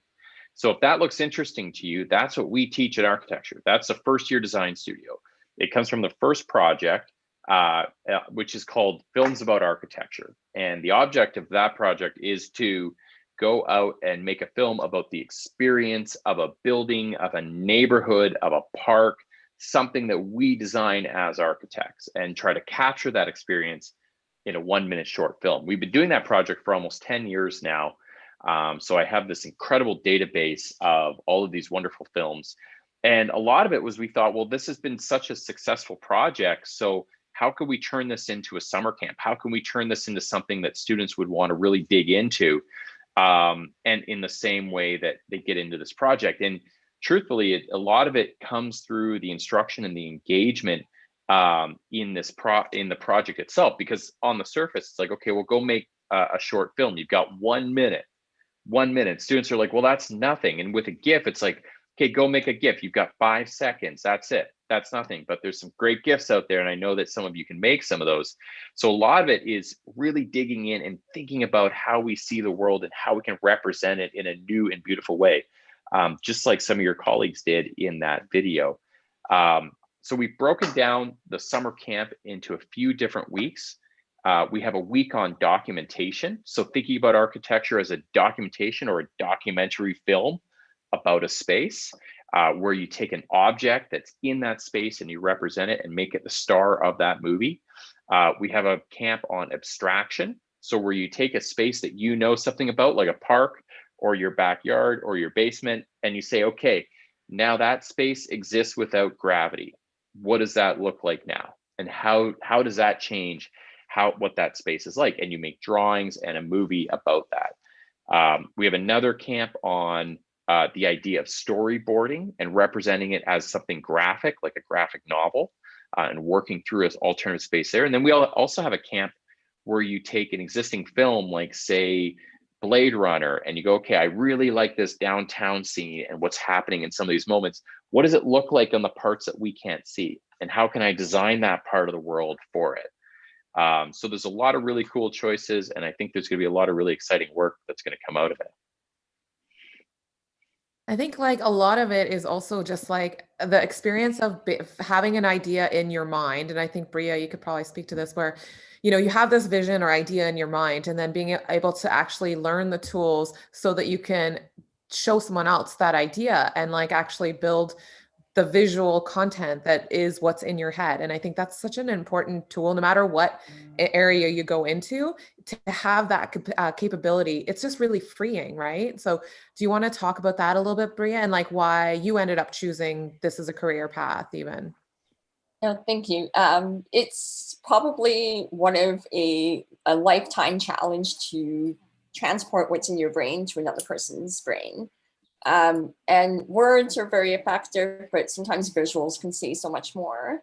And spaces can be very layered. There's a rich amount of information that can be conveyed.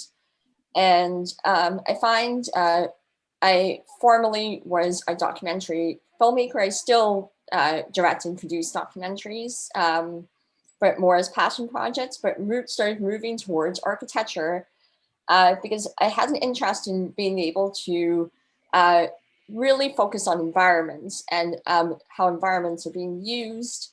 And I find documentary really offers a great way to translate observation into a proposal, to take examples of the world, and when you reframe them or you create a contrast or you annotate it differently, you can then pull out or create a new meaning of the existing space.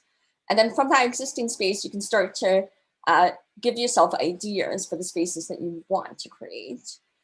So I find documentary very rich to think about design, to think about things that don't exist. I'm very resistant to replicating things that already exist. I'm very much interested in combining to see what else can be created. Awesome. So is there any other closing thoughts? And then we're just going to do a quick wrap up and call it a successful day, right? For our Daniels Presents at Science Rendezvous. So did either of you have anything else you wanted to share with us today? Yes, go make a GIF. Go make it right now. Enjoy the process of it. Go look around in the corners of the things that you don't normally see, that you don't look at deeply. And think about how you're going to represent it in a really interesting way. Most of those films, I tell the students, don't give us the general tour of the building. Don't say, well, here's the door and the window and there's a hallway and there's a room over here. Look at the corners of all those spaces. Look at the light switches. Look at the molding. What's that piece of wood that runs all the way around the top of the ceiling? What does it mean? And start to think about things really deeply in the spaces that we live in every day. There is a question for you directly, Jay, in the chat, which is around what courses you took in the architecture program to specialize in film. Like, how did you go from just architecture into the film? Yeah. So I just had a curiosity about film. That's all. And I think one good way to answer this question is a course that I really wish existed is this one. This is what I wish I would have been able to take when I was a kid, because when I was a kid, I would look at films and say, well, how did they make all this stuff? Or like, who got all the things? Like it happened in like the film is in the 17th century. Like, where did all the stuff come from? Who made it? Who invented it? Who drew it? And then I started learning more about it. And then I realized that they were designers and very talented designers who, at that point might not have known all about 17th century castles, but they were good at representing information and figuring out how to put it on the screen. So as a quick background, I worked in theater all the way through high school and before university, and I built sets for independent theater companies. I went to university, did 2 degrees in architecture, worked for architects, and then ended up going into the film industry. Start first as a carpenter. So I built films like Resident Evil, Still Seas. I built the TV show Suits, starring Meghan Markle. What else did we build? Lots of stuff. So we built lots of sets, and I learned about how to make sets from that. But really the most important thing when I went into design was knowing how to represent them and knowing how to draw them and be able to research and find information that I didn't have before, tell it to my director and cinematographer in a really interesting way. Awesome. Yeah. So we're just going to quickly wrap up the session. So again, a big thank you to our activity leaders today, Jay and Bria. We really enjoyed it, and we will be sharing the video with everyone afterwards with all the related links, and then some hashtags if you wanted to create your own and then share it with others. We can sort of see what everyone's made. So back to you, Aidan, to wrap up. Sure. Thanks so much, Jay. Thanks so much, Bria. That was super fun.